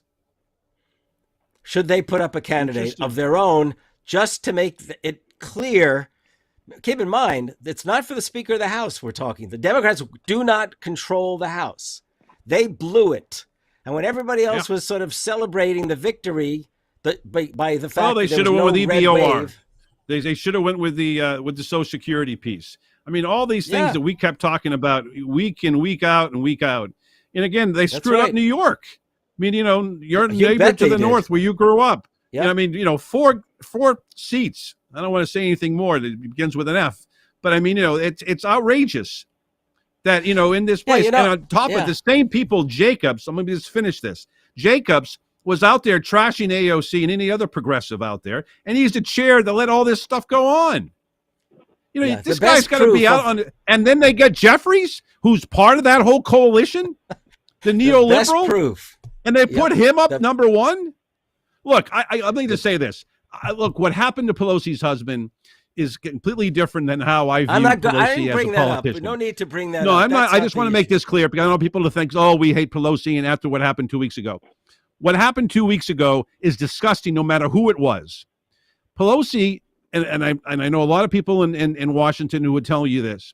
She wasn't the problem. It was the likes of Hoyer. It was the likes of Clyburn and many others. And, of course, all the donors that from Silicon Valley that, have access to her office. That being said, she was not a leader that you wanted to be a progressive populist that you need. That's nothing wrong with her. She's not an evil person. She's just not somebody who you need right now. And who needed in the last 40 years since Reagan took over. I wouldn't as use the evidence word evil, of what but I could tell Mark said. She did an unforgivable political thing this current year. When she backed Cuellar in Texas, that to me was that revealed the Nancy Pelosi that literally should have left a long time ago. Okay, when she backed Cuellar over Cisneros, my understanding is that was a Democratic seat. The point is, get rid of the right winger, bring in the progressive, anti-gun control, anti-woman's rights. I mean, you name it. On every single issue, he voted like a right winger. Mm-hmm. Mark, thank you for the call. Great stuff, and I think we got to go with the Eisenhower at 90%. Let's go to Tom in Los Angeles. You're next with Harvey K. Go ahead, Tom. Hey, Harvey. Packers talk right now, but that's all right. Yeah. What I wanted to say is, do you remember Widow Hendricks saying to Scott Walker, how is it that we make Wisconsin into a red state? And he said, we're going to use divide and conquer as a strategy.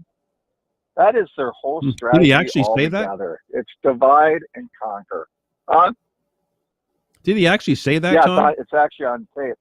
Yep, it's actually on tape.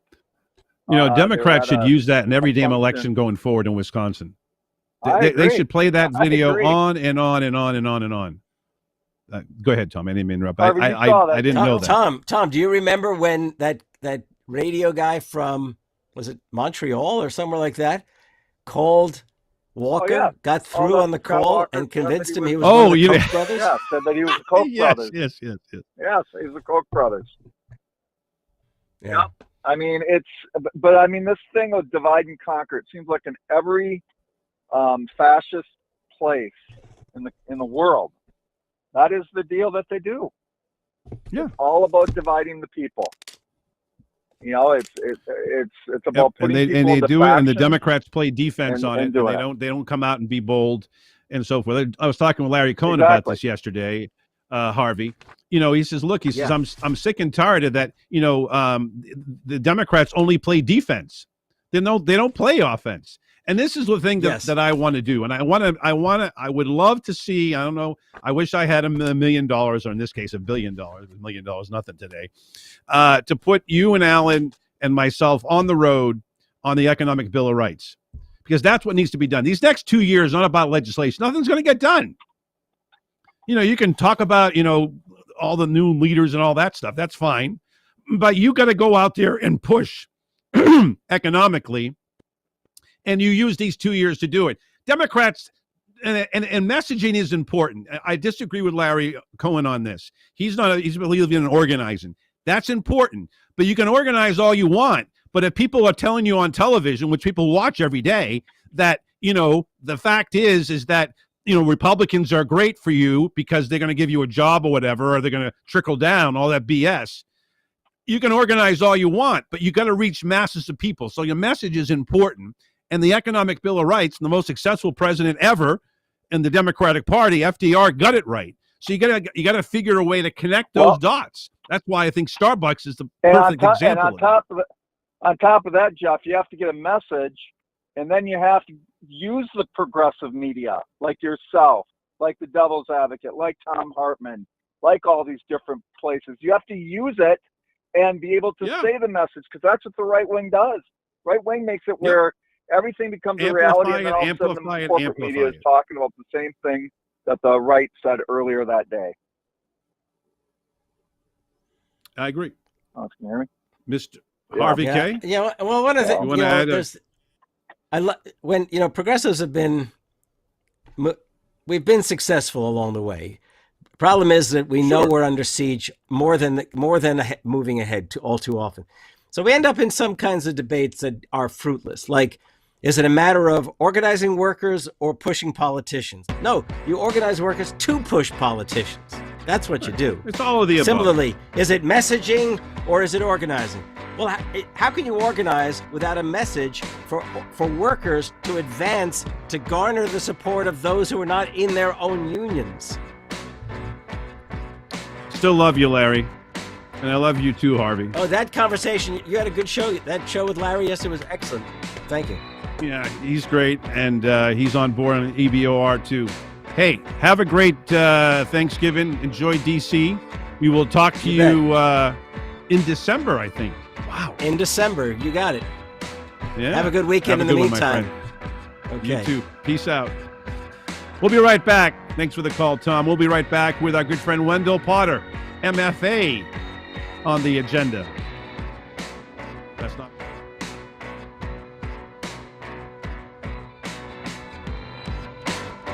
The Jeff Santos Show is brought to you by Mass Peace Action. With over 9,000 supporters in the state, MPA uses the power of grassroots organizing to end war, create a more just foreign policy, and cut wasteful Pentagon spending to support the needs of the American people, like healthcare, education, infrastructure, and the environment. 20 years of war is long enough. To become a member or learn more, visit masspeaceaction.org. Don't wish for peace, work for it. You don't have to wait for amazing deals on a new floor. Get spring Black Friday deals right now at Lumber Liquidators Flooring. This week, save up to 35% on gorgeous hardwood and waterproof vinyl floors. Plus, we can arrange for installation by professional, independent contractors. And with special financing, you can get started today. These are the floors homes are built on. Lumber Liquidators Flooring.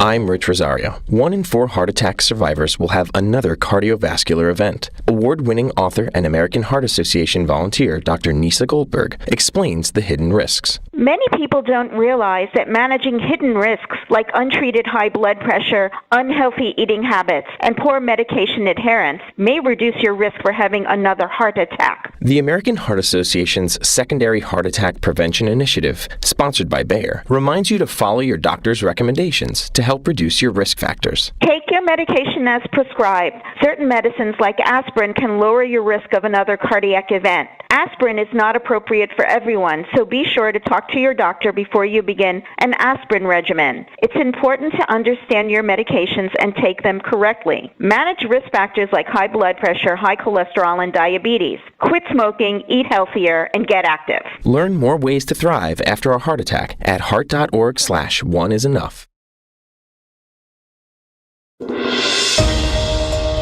Winning the House majority, even with a smaller margin than they hoped for, will give Republicans some newfound power to set the agenda when they take over the chamber in January. House Republicans will have subpoena power in the majority and control over powerful committees, and they plan to make investigations into the Biden administration a top priority. North Korea launched a short-range ballistic missile toward its eastern waters Thursday, hours after the North threatened to launch fiercer military responses to the U.S. bolstering its security commitments to allies in South Korea and Japan. The missile fired from the northeastern coastal Wonsan area at 10:48 a.m. landed in the waters between the Korean peninsula and Japan, according to its neighbors. After detecting the launch, South Korean, US and Japanese militaries quickly condemned the launch that they say threatens stability in the region. Harry Michaels reporting. House Speaker Nancy Pelosi said Thursday that she will not seek a leadership position in the new Congress, a pivotal realignment making way for a new generation of leaders after Democrats lost control of the House to Republicans in the midterm elections.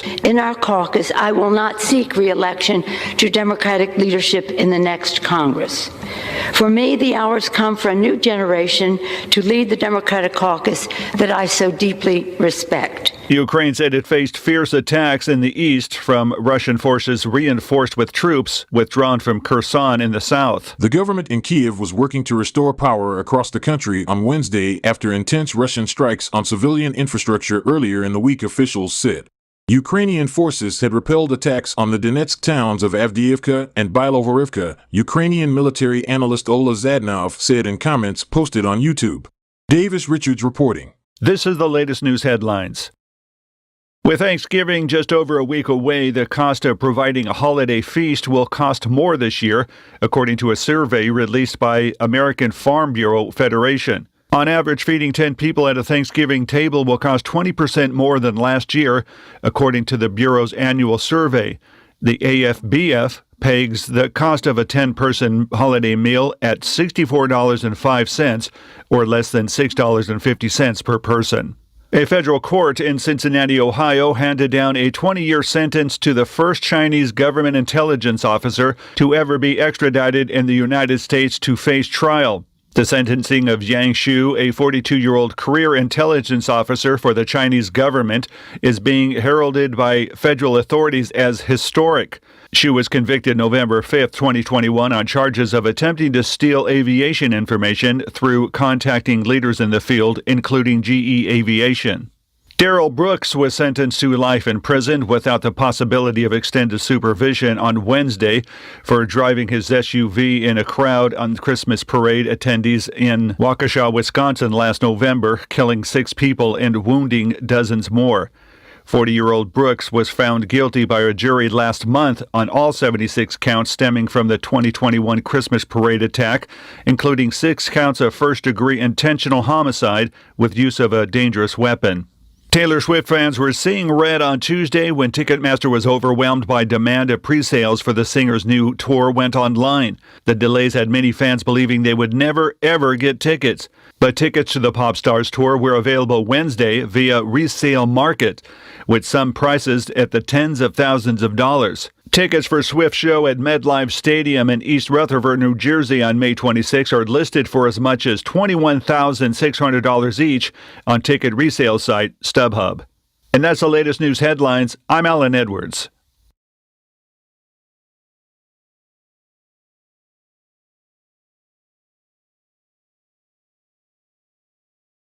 So you want to go green? How about going green with your greenbacks? Try aspiration.com. Shares your values on the environment and climate change. Ever wonder what the big banks do with your deposits? Well, it goes to fossil fuel companies for sure. Not at aspiration.com. Your deposits will never fund fossil fuel projects like pipelines, oil rigs, and coal mines. With aspiration.com, you get 55,000 free in-network ATMs, 3 to 5% cash back on conscientious coalition purchases, personal impact score to help you shop to match your values, and an option to plant a tree with every roundup. Deposits in your Aspiration Spend and Save account are FDIC insured up to $2.46 million per deposit by being swept to FDIC member institutions. To find out more, you can go to aspiration.com/revolution. Hi, I'm Karen, owner of Lone Star Transfer. If you are a timeshare owner, getting out is probably a top priority.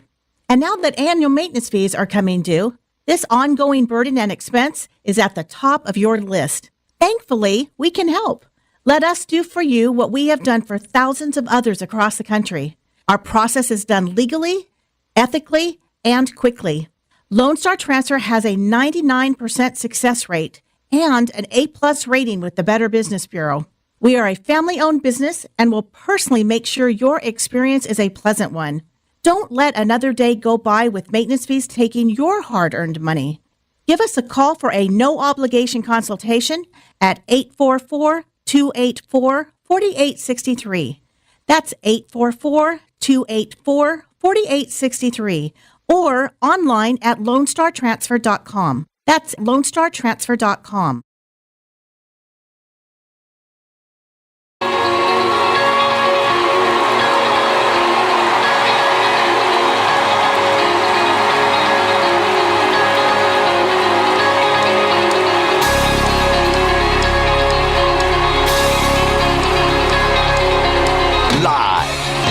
This is the Jeff Santos Show on the Revolution Radio Network. Rebuilding America, together, investing, activism, and supporting the middle class. Now, here's Jeff.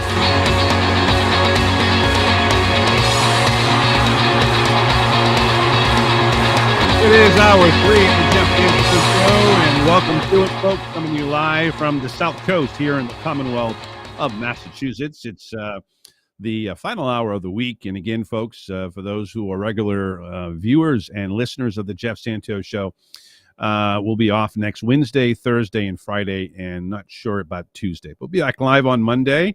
We're going to have a chance to chat with our pollster friend, Mr. Fernandez, Henry Fernandez, who we talked to last week at big conference yesterday. Of course, Alan Minsky will be with us, Harold Meyerson, and Earl Ingram, all coming up on Monday. We don't know about Tuesday. We'll let you know. More than likely, we'll probably do a show on Tuesday. Folks, it's really important that the American people have heroes and people who understand how corporate America rules the day. We talk with Harvey K about this. Harvey's background as a professor. We talk with, union leaders like John Shelton and Larry Cohen, of course, now our Revolution.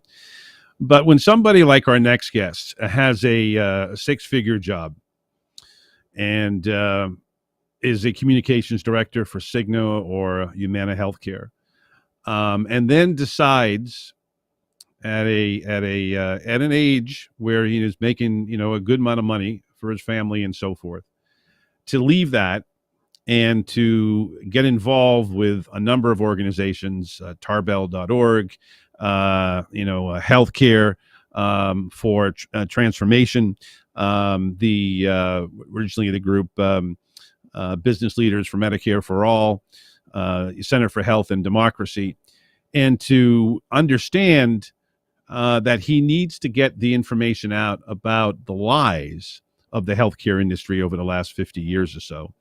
And that takes a lot of cojones. I won't say the word because I don't want to get fined. It begins with a B and ends with an S, but I think you know what that is. It's really important. And we're so always thankful to have our next guest. Wendell Potter is with us from Philadelphia. And Wendell, it is a true privilege always to get your insight because, again, of what you have been able to accomplish as a whistleblower. And I thank you for it, my friend. Hope you're doing well. I know you've been under the weather a little bit, so great to have you back. I'm doing fine. I'm a little bit sad because it's clear I'm probably not going to be able to afford to go to a Taylor Swift concert. And who knows what's going to happen to Twitter. So, otherwise, life is good. That is good. I was going to say, if you could turn up your volume, or Boca, if you could turn up his volume, that would be great because I could barely hear our great friend. And okay. Wendell, could you turn yourself up a little bit? I turn myself up as high as I can get. Perfect. Does that work? That's good. You're perfect. I'll turn mine down now. Very good. All right. I think you said something about Twitter because of the chaos. Is that what you were saying? I said that, the uncertainty of Twitter, and worried a great deal about Elon Musk. And I just said I doubt that I'll go to a Taylor Swift concert because I just don't think I can afford the ticket price. Yes. Taylor Swift. A lot to worry about. Yeah, a lot to worry you can about. have that. I mean, yeah. Oh my word! I don't agree with Kanye West on almost anything, but I would have voted for Beyonce over Taylor Swift years ago. All right, so leave it at that.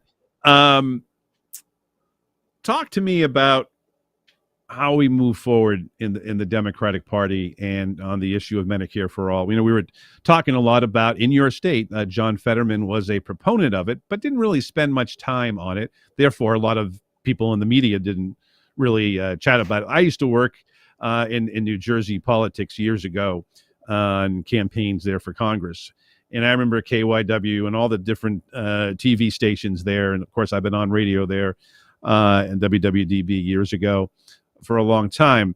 And one of the things, Wendell, is that unless the candidate brings it up over and over again, mainstream media, particularly if it has anything to do with sponsors, that are on their air, they're not going to really talk about it.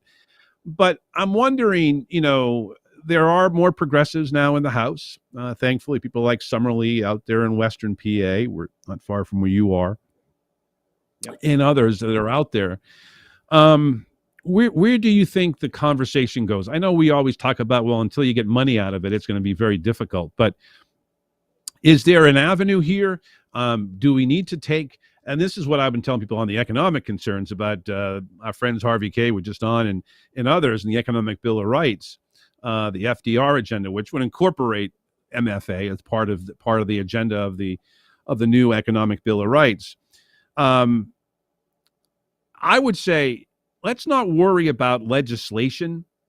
Not that I don't want it, but, we're obviously the House isn't going to agree with the Senate. The Senate's not going to agree with the House, and therefore nothing's going to get done. There's some executive orders that Biden can do, but I think we should spend a lot of time, progressives, outside of the Beltway, communicating with people, whether it's in Philadelphia or Pittsburgh, a very key swing state in 24, and just letting people know who the Democrats are, who progressives are, and make that distinction with the right-wing Republican Party. That to me would be the better use of time. And you can explain things like Medicare for all, like minimum wage increase to $15, or like our friend Joe Sandberg wants to do in California, $18 there. That to me would be a better spending of our time to amplify that. And I'll be upfront about it. I would like to be a part of that. I need the resources to do it. But I think that to me is a better than going back and forth. And what did McCarthy say? And let's do that. And I just don't understand why it would not be the reason the Democrats need to sort of spend the next 2 years, because they got to get their messaging. That's part of it. But they also got to get, younger people engaged in the process. And I think it'd be much easier to do it that way than spending time in the Washington he said, she said, what's up, what's down kind of scenario that you're going to get. And of course, Trump's in there too because of his investigation, which of course was in the news today. Your thoughts on that one, because you understand Washington and, I think you make some very good points, Jeff. In Washington, you're right. We know that Medicare for All legislation is not going to advance. If it didn't advance when Democrats were completely in control of Washington, you know it's not going to advance in a divided Congress. That said, it looks like Bernie Sanders very likely will be chairing the HELP committee, which has jurisdiction over all health-related measures. It has to go to the Finance Committee before it goes anywhere else or before it can get to the president. But we will have a champion of Medicare for All, hopefully leading that committee. On the House side, I think there can be some efforts to educate the newly elected members of the Democratic caucus on Medicare for All.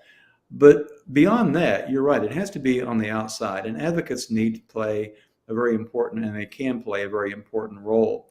The role that I will continue to play is, to use a term of art from the legal world, lay the predicate to help people understand just how bad this system is in ways they really are not understanding well, and how big corporations have become essentially monopolies, and what their agenda really is, which is to take over all of our healthcare system for the benefit of shareholders. So there's a lot of work that can be done in that regard to educate policymakers and educate the public, business leaders. So that's an important role as well too. And we also need to spend time making sure people are understanding about how our existing Medicare program is under threat. Just this week, I published an op-ed that Congresswoman Jan Schakowsky of Illinois and I wrote on the problems with the Medicare Advantage program. So that's the kind of work that we also need to do, is to help people understand how big corporations are pillaging the Medicare program to benefit their shareholders. I want to throw another thing at you. You know, we will have now a new governor in Arizona, Hobbs taking over from Lake once, I guess, she concedes, although it's eventually going to happen. And we lose one in Nevada. And I think there may be a new one along the way. But there's some good things that came out of the election. One of them is Michigan. So I'm wondering, you mentioned Schakowsky from Illinois. The fact that you have a member of Congress, again, there's a lot of protocols. A lot of people don't like to, get involved in state politics if you're a federal. I remember working for a member of Congress in New Jersey, just outside of Philly. He's like, I don't want to get involved in what at that time Governor Florio was doing with state taxes and so forth. It's like, I'm running for federal office. That's the excuse they use. But in the case of Illinois, where you get a relatively popular governor in Pritzker, I mean, Schakowsky should be going to him and say, hey, can you do something to move the agenda forward on Medicare for All? Can you do something on minimum wage? Similar in Michigan, Whitmer did extremely well. Fantastic. They took back the House and Senate for the first time in 40 years there. And I'm wondering, in these states, now Massachusetts, Healy is taking over for Baker. I guess that was the other one that I was thinking about. You have now, there's no reason. I mean, Democrats that control the Massachusetts legislature almost my entire life. The Republicans have never done it. They've had a lot of Republican governors, but now you have a Democratic governor. So I'm just thinking about all of this as we go along. Again, we had, in California, we had a great opportunity, and then Governor Newsom cut us off at the knees, right? So is that something that we need to do again? I know you're running into financial interests no matter where you go in America, but maybe if you do it, and maybe you do it simultaneously, Illinois, Minnesota, Massachusetts, Michigan, wherever you can that has the majority in the House and Senate, as well as governor. Your thoughts? I think that's right. You do need to play on all fronts. You need to have a federal play. You need to do some things at the federal level to advance the ball a little bit, try to fix some problems that are potentially fixable in the near term, and then look at the states. And I think that members of Congress and others who are involved in serious healthcare reform, certainly Medicare for All, need to educate these new governors or the new legislators that are coming in that can be influence. They need to have information. One thing that I know you understand and you know from your years of working around politics is that even those members of Congress who are progressive and who are on relevant committees often have a very shallow understanding of the problems in our healthcare system. And there's a lot of work that needs to be done there. Advocates have done they've done some work in that, but it really needs to step up.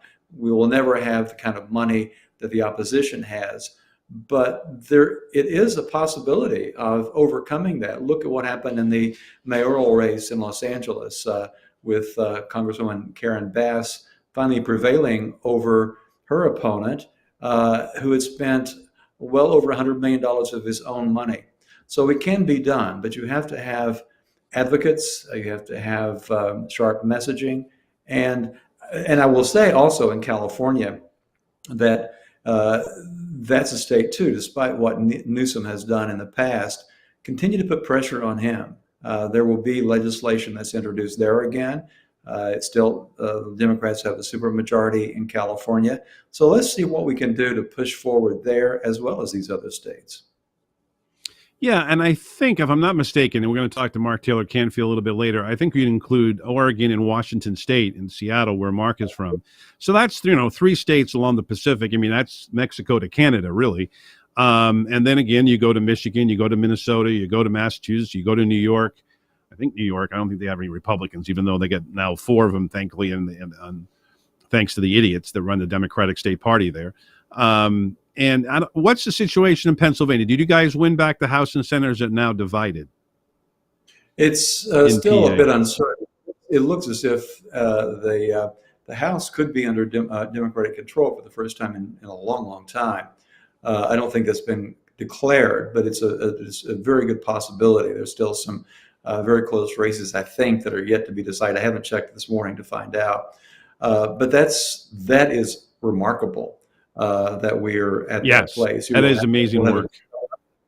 We'll have a good governor. We'll have 2 Democrats who represent us in the Senate, and you mentioned Summer Lee as a new member of Congress. So extraordinary work on the part of advocates and good candidates, and young people. I think we need to make sure that doesn't go unacknowledged. That young people were really motivated to vote, and that's, in my view, the most optimistic thing I think we can take from the elections is the interest that young people took in this election and knew what was at stake and turned out in big numbers and made a big difference in a lot of races, including here in Pennsylvania.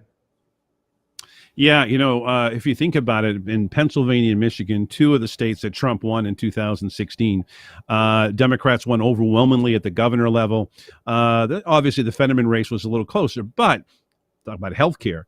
He doesn't get the stroke. I think he wins that going away, in my view, because, he was off the campaign trail for 2 months because of his stroke, and maybe longer. So, that to me shows that those 2 states have come a long way since 16, 8 years later. Yeah. And I think I wouldn't necessarily, just stop campaigning there. Of course not. But, now you have more time to focus on places like Wisconsin, which is still, a jump ball, in places like, Arizona and Nevada, which of course were very close races. The Democrats just won. You can think about, maybe putting some resources into Ohio, although, that may be a long-term goal, going forward. But I think that, there's some successes. And again, I'm happy with what we have accomplished. And I think that Bernie Sanders has opened the door, and Biden is there, to pass some legislation, American Rescue Plan, Build Back Better, which became, IRA, all good things. But now it's going nowhere because the Republicans are in control of the House. So you got to look elsewhere. And that's why I think going to the states and focusing on that and getting the message ready for 2024. And hopefully Democrats hold on to the Senate in 2024, even though a lot of seats are going to be difficult for them, but they should be able to hold off. And they got to do some bold things too. I mean, I think we've talked about this before, and again, this is not your expertise, but Democrats could have had Fetterman in there. They could have gone to Toomey and said, we're going to give you what they gave to Raimondo, the corporate Democrat from Rhode Island, the former governor, Secretary of Commerce, did fine in that role, Toomey, and then had Fetterman in there, in 2021. So he was running as an incumbent as opposed to challenge. So, I mean, you could have had that situation, but they didn't do that. Now they should look at Susan Collins and open their lead that way in Maine. This is what Republicans would do. They offered that turncoat, Mr. Cuellar down there, and they offered him everything, but the kitchen sink to turn to Republican down there in Texas. And they've done it in the past to Shelby. So we should think about that. And again, the first one I would go is Sinema to get her out. She loves the wine and wants to be. She's a wine intern. Get her over to France or Italy. Let her be the ambassador and get a war hero and Mr. Gallego, who would defeat her in the primary anyways. So it's just bold thinking that Democrats at the DNC level and at the level of the White House need to do. It's a smart thing to do.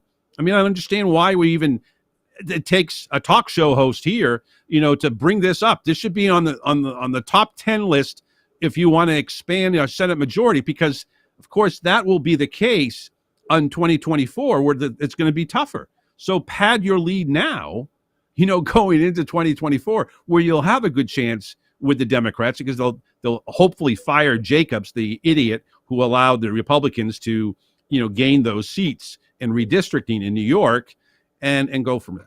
Again, I know this is not your expertise, but it all revolves around the issue that you care about the most, and Medicare for all. Oh, absolutely, it does. I'm reminded of what Howard Dean, when he was DNC chair, said and tried to get done, is have a 50-state strategy. You don't give up any territory. You don't cede any territory, because there are always some possibilities. Right.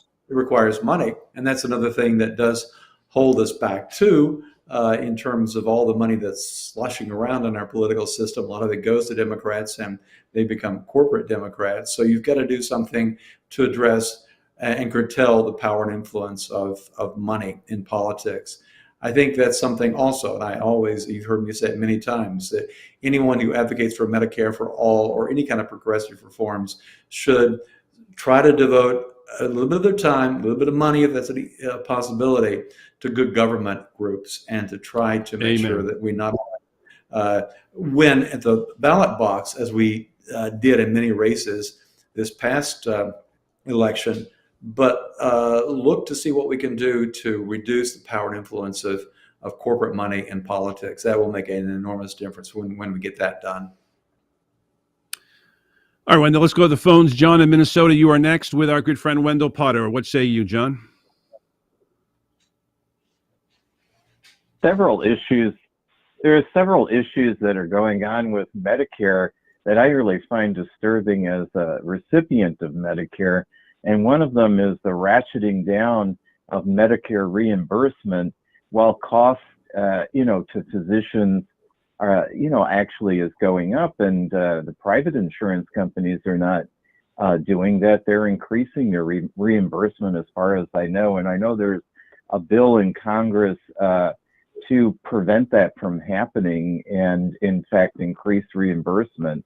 But I think that what is going to happen as a result of that is that physicians are going to refuse to see Medicare patients, or they're just not going to take them that seriously. They're going to prefer private pay people and private insurance.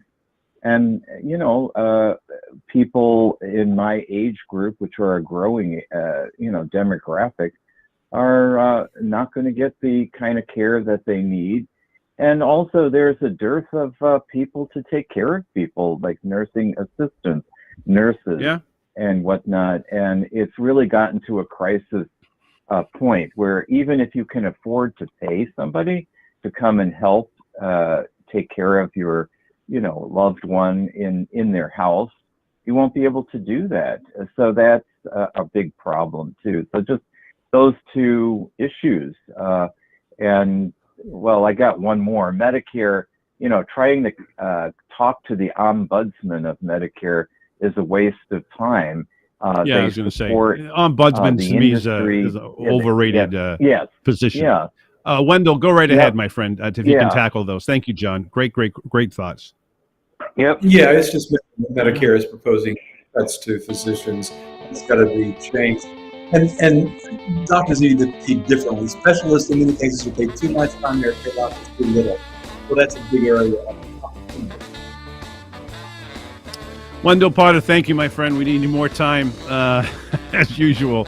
Have yourself a great Thanksgiving, and we will talk to you on the other side. Post November 28th, I guess. You too, man. All the best. You too. Have a great weekend. Enjoy the turkey and the dessert. We'll be right back. It's the Jeff Santos Show. MTC on the way. Back in a flash.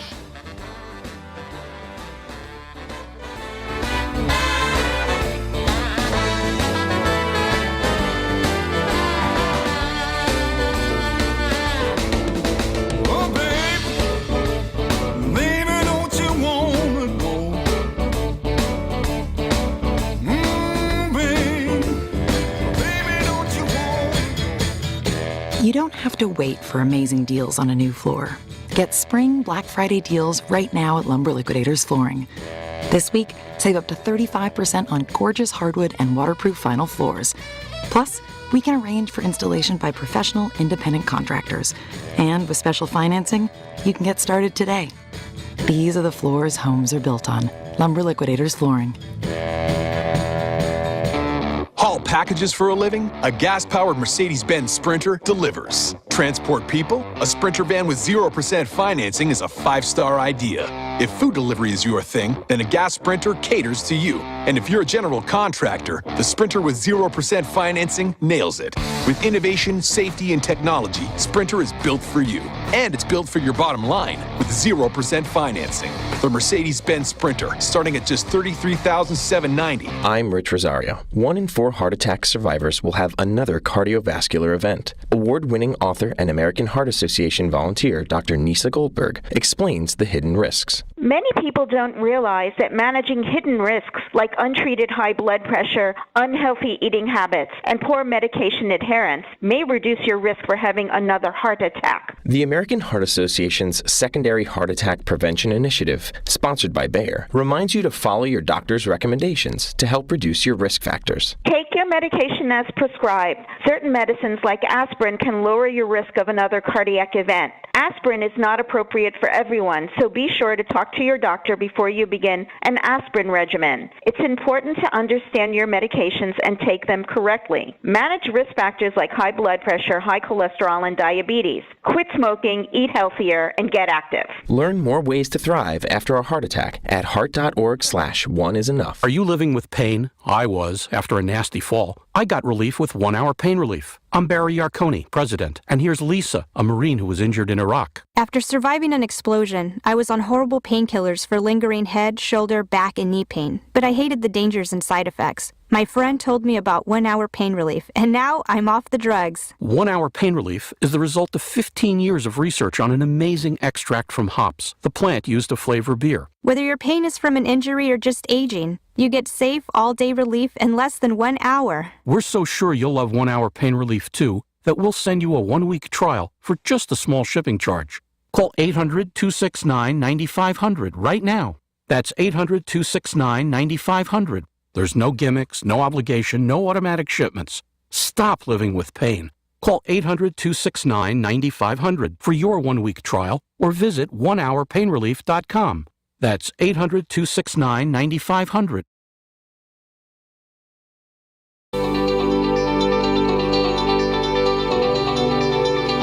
Supporting the middle class. This is the Jeff Santos Show.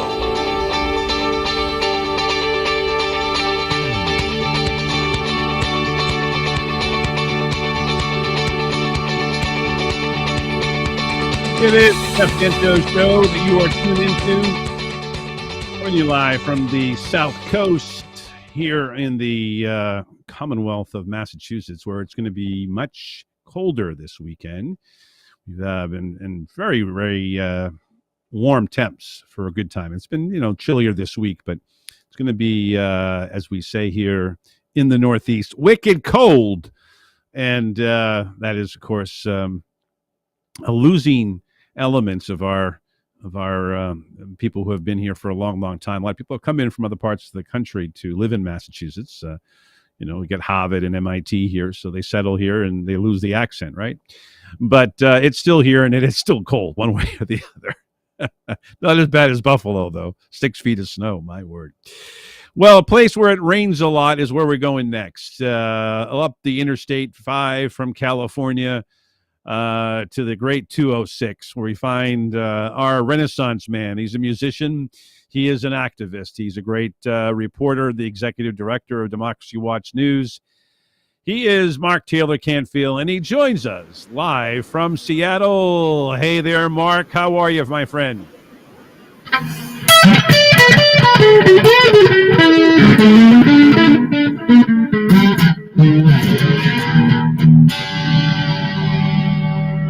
Oh, yeah. He gets a small guitar, man. I love it. Yeah, it's my flying V. I like this one. It's another trading musician beauty. I love those guys at Trading Musician. But hey, check this out. I have a pipa. This is actually a Chinese instrument. There are Japanese versions as well, but it's pretty amazing. Cool. It's silk strings, so it sounds very soft and light when you play it. They have many different sizes. This is a really small one. But it's one of those things you pick up literally in an antique store in Seattle because there's such an Asian influence here that you often see sitars or other instruments. By the way, excuse me?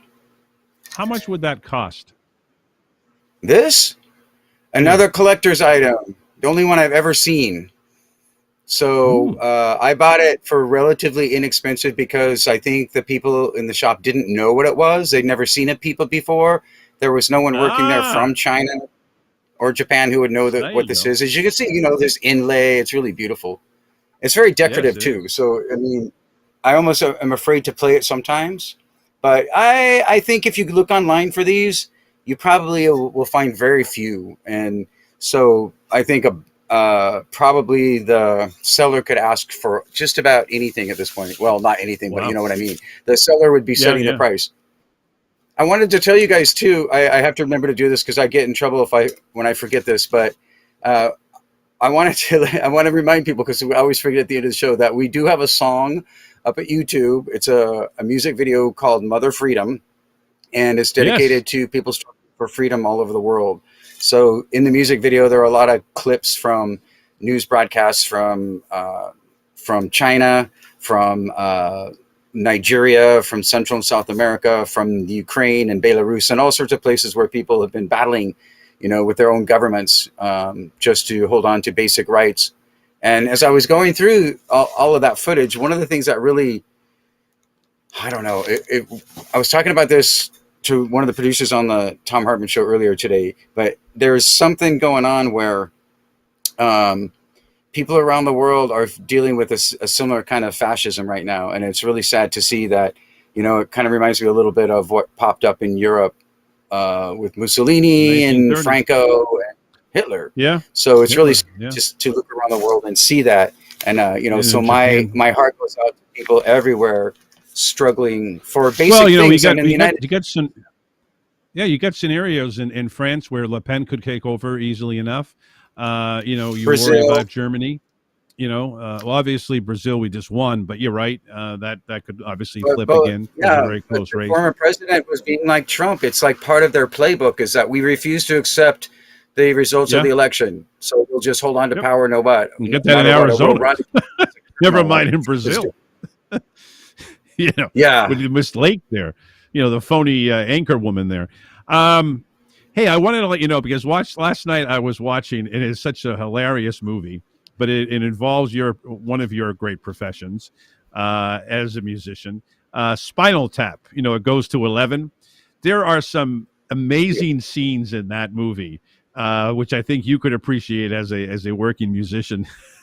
They were trying to play, I think, in Cleveland, and they couldn't find their way from the backstage to the front of the stage. They were going down these different corridors. They got stuck in closets and stuff like that. And Harry Shearer, who was of course well known for The Simpsons, was the bass guitarist. And eventually, when they would get out there, they put them in these sort of like bubbles and stuff, and they couldn't get the bubble to open up. So they had to get a jacksaw and other ways to get the thing to open up. Meanwhile, the other band members were already playing. Okay. It's too much. I can relate. I have a similar story. Sometimes truth is stranger than fiction, right? So I'm on the main stage at the Hemp Fest Festival in Seattle, the largest cannabis festival in the world. Like there's 80,000 people coming through this event. And I'm on the main stage with my band. We were called the Galaxy Machine, and we had go-go dancers and the whole thing. And I'm playing keyboards actually at that point because I'm also a keyboard player. So I'm playing the keyboards and everything is going great. The crowd's loving us. You can see the sun going down over the Olympic Mountains to the west. It's just beautiful over Puget Sound. And all of a sudden, my keyboard just starts jumping up and down on the stage. Why? Because our bass player, who weighed about 280 pounds, was playing bass right next to me, just trying to walk out with me and jumping up and down. I didn't realize that the keyboard platform had not been hammered down. And, sorry guys at the Hemp Fest, it was a great crew, so I don't want to blame them. But someone forgot to basically attach the keyboard platform to the stage. So every time he jumped up and down, so would I, and the keyboard would go flying up in the air. So I'm trying to play this live while the keyboard is flying up in the air. And then finally I grab it, kind of like this one. I kind of grabbed it and like I went Jan Hammer. It wasn't supposed to be played this way, but I just grabbed it like this. And I started playing it like that because I couldn't keep it on the stand. No other way to keep it going. Yeah. Dennis Martinez, great slap funk bass player, amazing guy, owns his own business. He does custom kitchen cabinets for like 3-star, 4-star restaurants or whatever. But he didn't realize he was just trying to have fun and bring some energy to the show. And then he looks at me and I have this panic look on my face. He couldn't figure out what the problem was. And he sees the keyboard going up and down. I literally caught it in midair and then kept playing it. So it was a rock and roll story. And those guys at Hempfest, they treated us all like rock stars. So I'm not going to blame them for anything. It was just one of those things that happened during a rock show. You don't expect it. You don't know what's going to happen. Nobody to blame. I mean, even in the Spinal Tap movie, I mean, there was, they were all trying to do the right thing, but it's just too much. In the meantime, Harry Shearigan, who was the bass guitarist, was walking behind stage, and he kept saying, "Hello, Cleveland," but nobody could hear him. Oh, well, okay, there was a guy who came, I can't remember what band it was. I think it was Dokken. They were opening for Judas Priest at the Tacoma Dome, same place that Bernie Sanders had his big, huge event during the election a couple years ago. And so he's on stage and he says, "It's so great being here in Seattle." And people start booing because he's not in Seattle. But, that's just Seattle. When you're on the road, after a while, every town looks the same. You haven't slept much. You don't know what town you're in. Also, the drummer situation is totally true. I haven't had one actually blow up on stage, but I did watch one pass out. And Keith Moon did that too on a famous video. You can find it at YouTube. But our drummer literally passed out in the middle of the show, fell backwards off the drum set. I thought he was dead, but he was okay. He just drank too much, right? And so they were I have doing this the whole thing. empathy. I have a drum drummers catcher I designed from all this. I always need a drummer because Seattle's unofficial motto is "need a drummer." So I have a big cage. You just drop it on him. You never let him out. You feed him like raw meat and Jack Daniels, and that's all they need. And then they're good to go, like Animal in the Muppets. Yeah, they're all like that. Those stereotypes are actually true in a lot of ways. Well, that movie is so great. I'm glad you brought it up. This is great, on the best talk show in the United States, folks. And I've done a lot of them. I've done Hardman's show, and I was on with Dr. Cornel West and Tavis Smiley and their NPR show, and a lot of the Air America shows. This one right here has the most intelligent guests and the most intelligent dialogue. Believe me, I know what I'm talking about. Thank you. I appreciate that, and you've done a lot of great shows. So I appreciate that because you've been. The other competition. I appreciate those words, and you've been consistent with that too. So the love goes right back to you, Mark. What you do and all you do for the people of Seattle, unheard of, really. I mean, you take it seriously. You understand your commitment to the community, and whether it's, again, your activism or the work at Democracy Watch News, or the fact that you understand how a role of musicians play in that community and how it influences young people. And that's where I want to go next. The youth vote is so incredibly important to the future of the democracy. If they stay home as some of them did around the country. Thankfully, the majority of them that did come out voted Democrat in huge numbers, or as Bernie would say, huge numbers. Yeah. But you're going to need a lot more than that going forward. And you're going to have to start talking about climate change, about increase the minimum wage. You're going to have to start talking about, continuing to break the glass ceiling. I always talk about, make $35K a year is the average individual salary in America, and it's $67,000 is the household income. Well, why is it $67,000? Well, because of the fact, not 70, which would be the addition, 35 and 35, right? Because women don't make as much as men.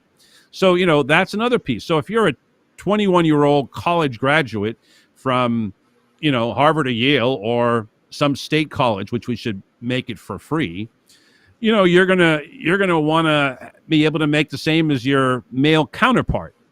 So, all those things have to be in consideration. But I think you have talked about this before, and again, so much starts in Seattle, and so many young people. I mean, that Bernie Sanders crowd that you were at, that you have a photograph of that you talked to us about and showed us, I think too, in the first row. I mean, you look at that crowd, and it's 90% people under the age of 30, and that is a credit to the people of Seattle, the young people, the people who connect themselves to music, to what you do, to what the whole great Seattle sound from the 90s that's still there, the Nirvana sound, the Pearl Jam, our friends from the Foo Fighters, and so on. By the way, I saw this and talk about, how the connection to athletes. There's a hockey goaltender by the name of Carter Hart. He's a goalie for the Eagles. And he has on his helmet, the NHL goalies have the big helmets. The drummer who just passed away from the Foo Fighters and Dave Grohl on his helmet. It's very cool. And I know you would appreciate that, being in the music world. And I know that you've become a bigger hockey fan now. The Kraken plays there in Seattle. So, just some points. But talk to us about the young vote. Speaking of drummers, Alan White passed away recently too, the former drummer for the Plastic Ono Band and John Lennon and the band Yes. He lived in Seattle, and he would just show up at clubs and perform sometimes. It was really great. Somewhere that Plastic Ono Band drum set disappeared, by the way, too. So if anybody finds it, I'll give them a finder's fee. Yeah. But I have great examples in Seattle to follow. People like Eddie Vedder and Pearl Jam, who've taken on Ticketmaster and raised millions of dollars for a program to try to end homelessness in Seattle. Eva Walker, with the Blacktones, who just got back from a major tour, and then presented an award to Sir Mix-a-Lot on Sir Mix-a-Lot Day, because our mayor and the King County Executive Dow Constantine declared Sir Mix-a-Lot Day. But she has also done a lot for the community, a lot of benefits. Her and the Blacktones, that band has played, house parties for homeless shelters, and you name it, they've been out there, giving of themselves to the community. So it's a great example. All the musicians who came together to save the Showbox Theater here, actually across the country and across the world, more than 150 artisan bands came together to try to save that place. Those are great examples. So I have great examples to follow.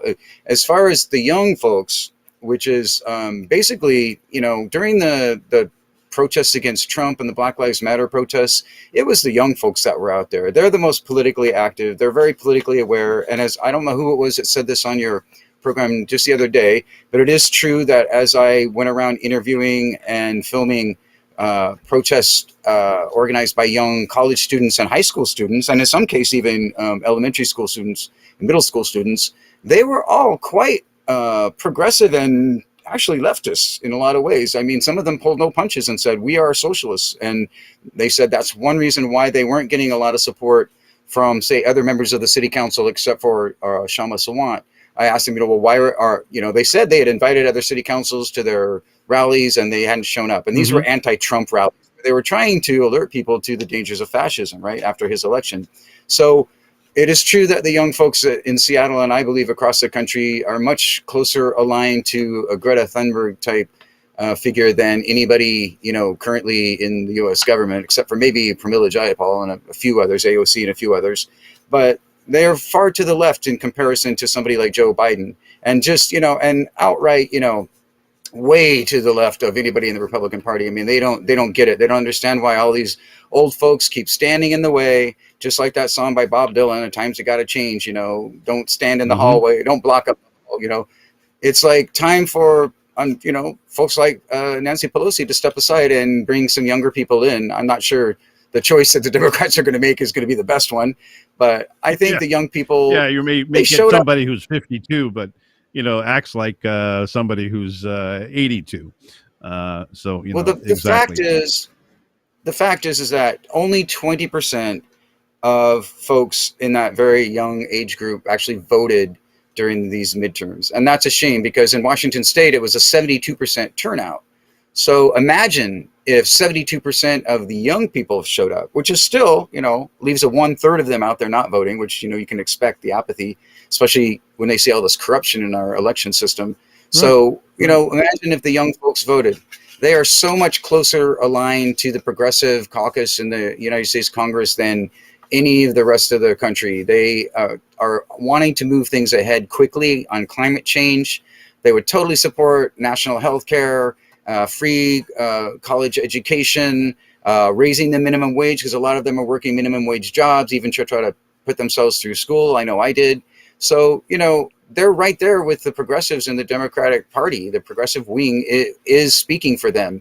So I think that the Democrats better get a clue, and if they want to get any kind of a majority, and also to address something that came up earlier on your show, the state legislatures in Washington, Oregon, and California have held Democratic majorities, and in California, in at least one house in the Assembly, they're working on a super majority. We also have Democrat governors in all three states, but a lot of those young folks still feel like the neoliberals in the Democratic Party aren't really speaking to them, and so they're seeking alternatives. But I think if the Democrats did start to speak to them, and if you had really intelligent and musicians with a great reputation out there speaking to them about some of the Democratic Party candidates and the platform issues that the Democrats are pushing, I think that you would get a great response. And that is the future of the Democratic Party, if they want the majority. Now, if they want to just stay in this polarized state as one of the two corporate parties, then, they can ignore the young folks. But sooner or later, those kids are either going to get out in the streets or vote, or both.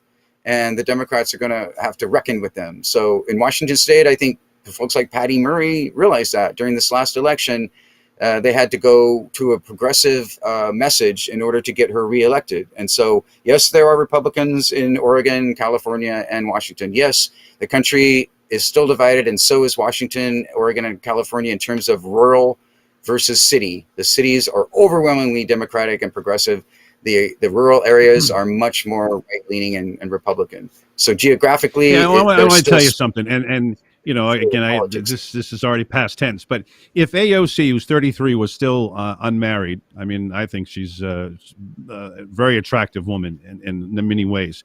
I would have loved to have seen her, marry somebody like an Eddie Vedder, because you would think a political person married to a musician would be a great combination.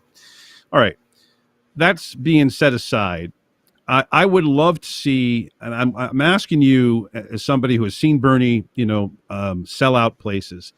I think that AOC, being part of that millennial generation or Generation Z, I don't know if it goes to 29 or whatever, however, these are all really artificial deals anyways. It stops at 64, ends at 2010, whatever.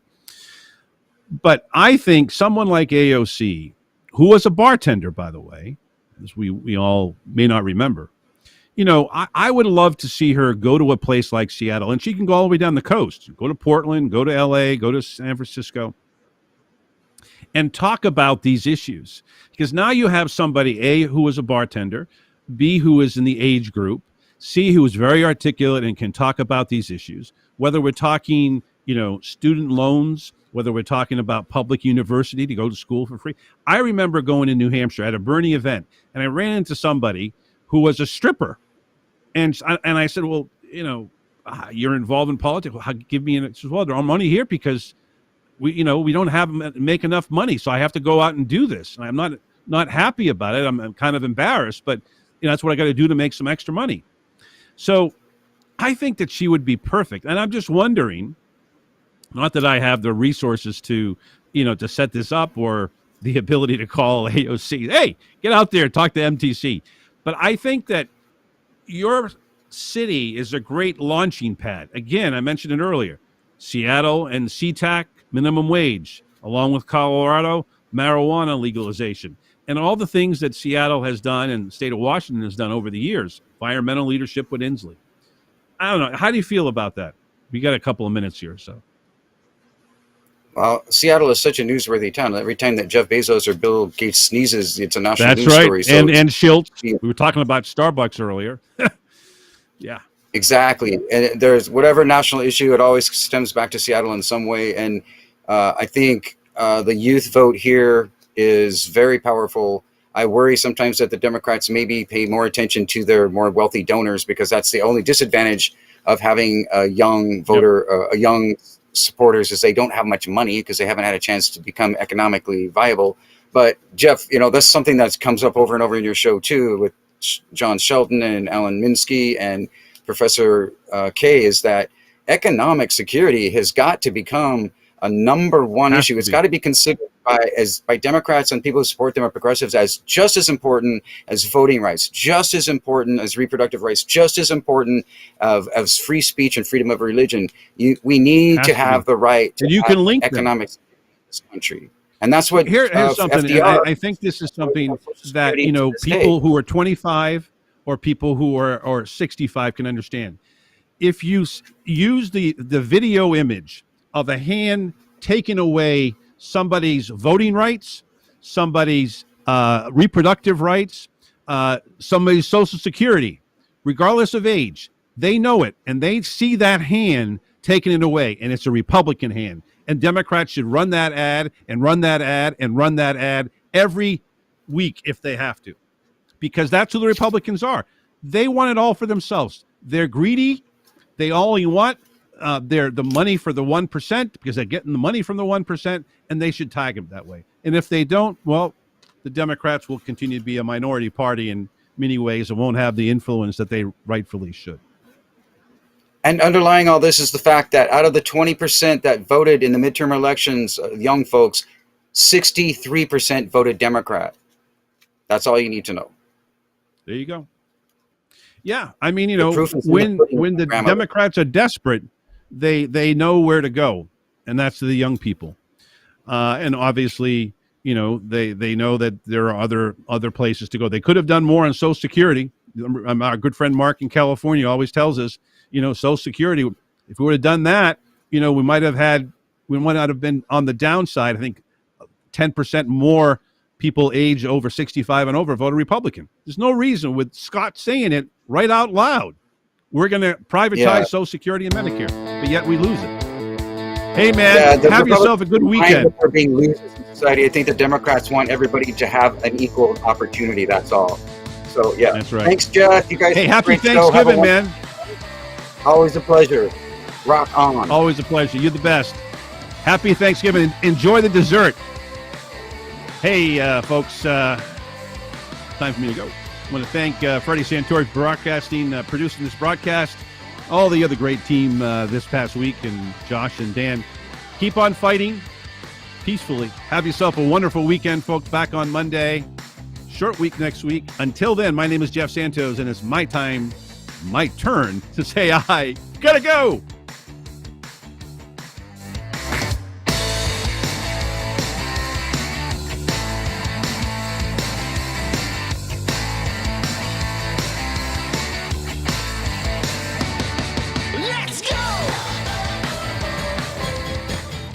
You don't have to wait for amazing deals on a new floor. Get spring Black Friday deals right now at Lumber Liquidators Flooring. This week, save up to 35% on gorgeous hardwood and waterproof vinyl floors. Plus, we can arrange for installation by professional, independent contractors. And with special financing, you can get started today. These are the floors homes are built on. Lumber Liquidators Flooring. Haul packages for a living? A gas-powered Mercedes-Benz Sprinter delivers. Transport people? A Sprinter van with 0% financing is a 5-star idea. If food delivery is your thing, then a gas Sprinter caters to you. And if you're a general contractor, the Sprinter with 0% financing nails it. With innovation, safety, and technology, Sprinter is built for you. And it's built for your bottom line with 0% financing. The Mercedes-Benz Sprinter, starting at just $33,790. Are you living with pain? I was, after a nasty fall. I got relief with 1 hour pain relief. I'm Barry Yarkoni, president, and here's Lisa, a Marine who was injured in Iraq. After surviving an explosion, I was on horrible painkillers for lingering head, shoulder, back, and knee pain. But I hated the dangers and side effects. My friend told me about 1 hour pain relief, and now I'm off the drugs. 1 hour pain relief is the result of 15 years of research on an amazing extract from hops, the plant used to flavor beer. Whether your pain is from an injury or just aging, you get safe, all-day relief in less than 1 hour. We're so sure you'll love 1 hour pain relief too that we'll send you a 1-week trial for just a small shipping charge. Call 800-269-9500 right now. That's 800-269-9500. There's no gimmicks, no obligation, no automatic shipments. Stop living with pain. Call 800-269-9500 for your 1-week trial or visit onehourpainrelief.com. That's 800-269-9500.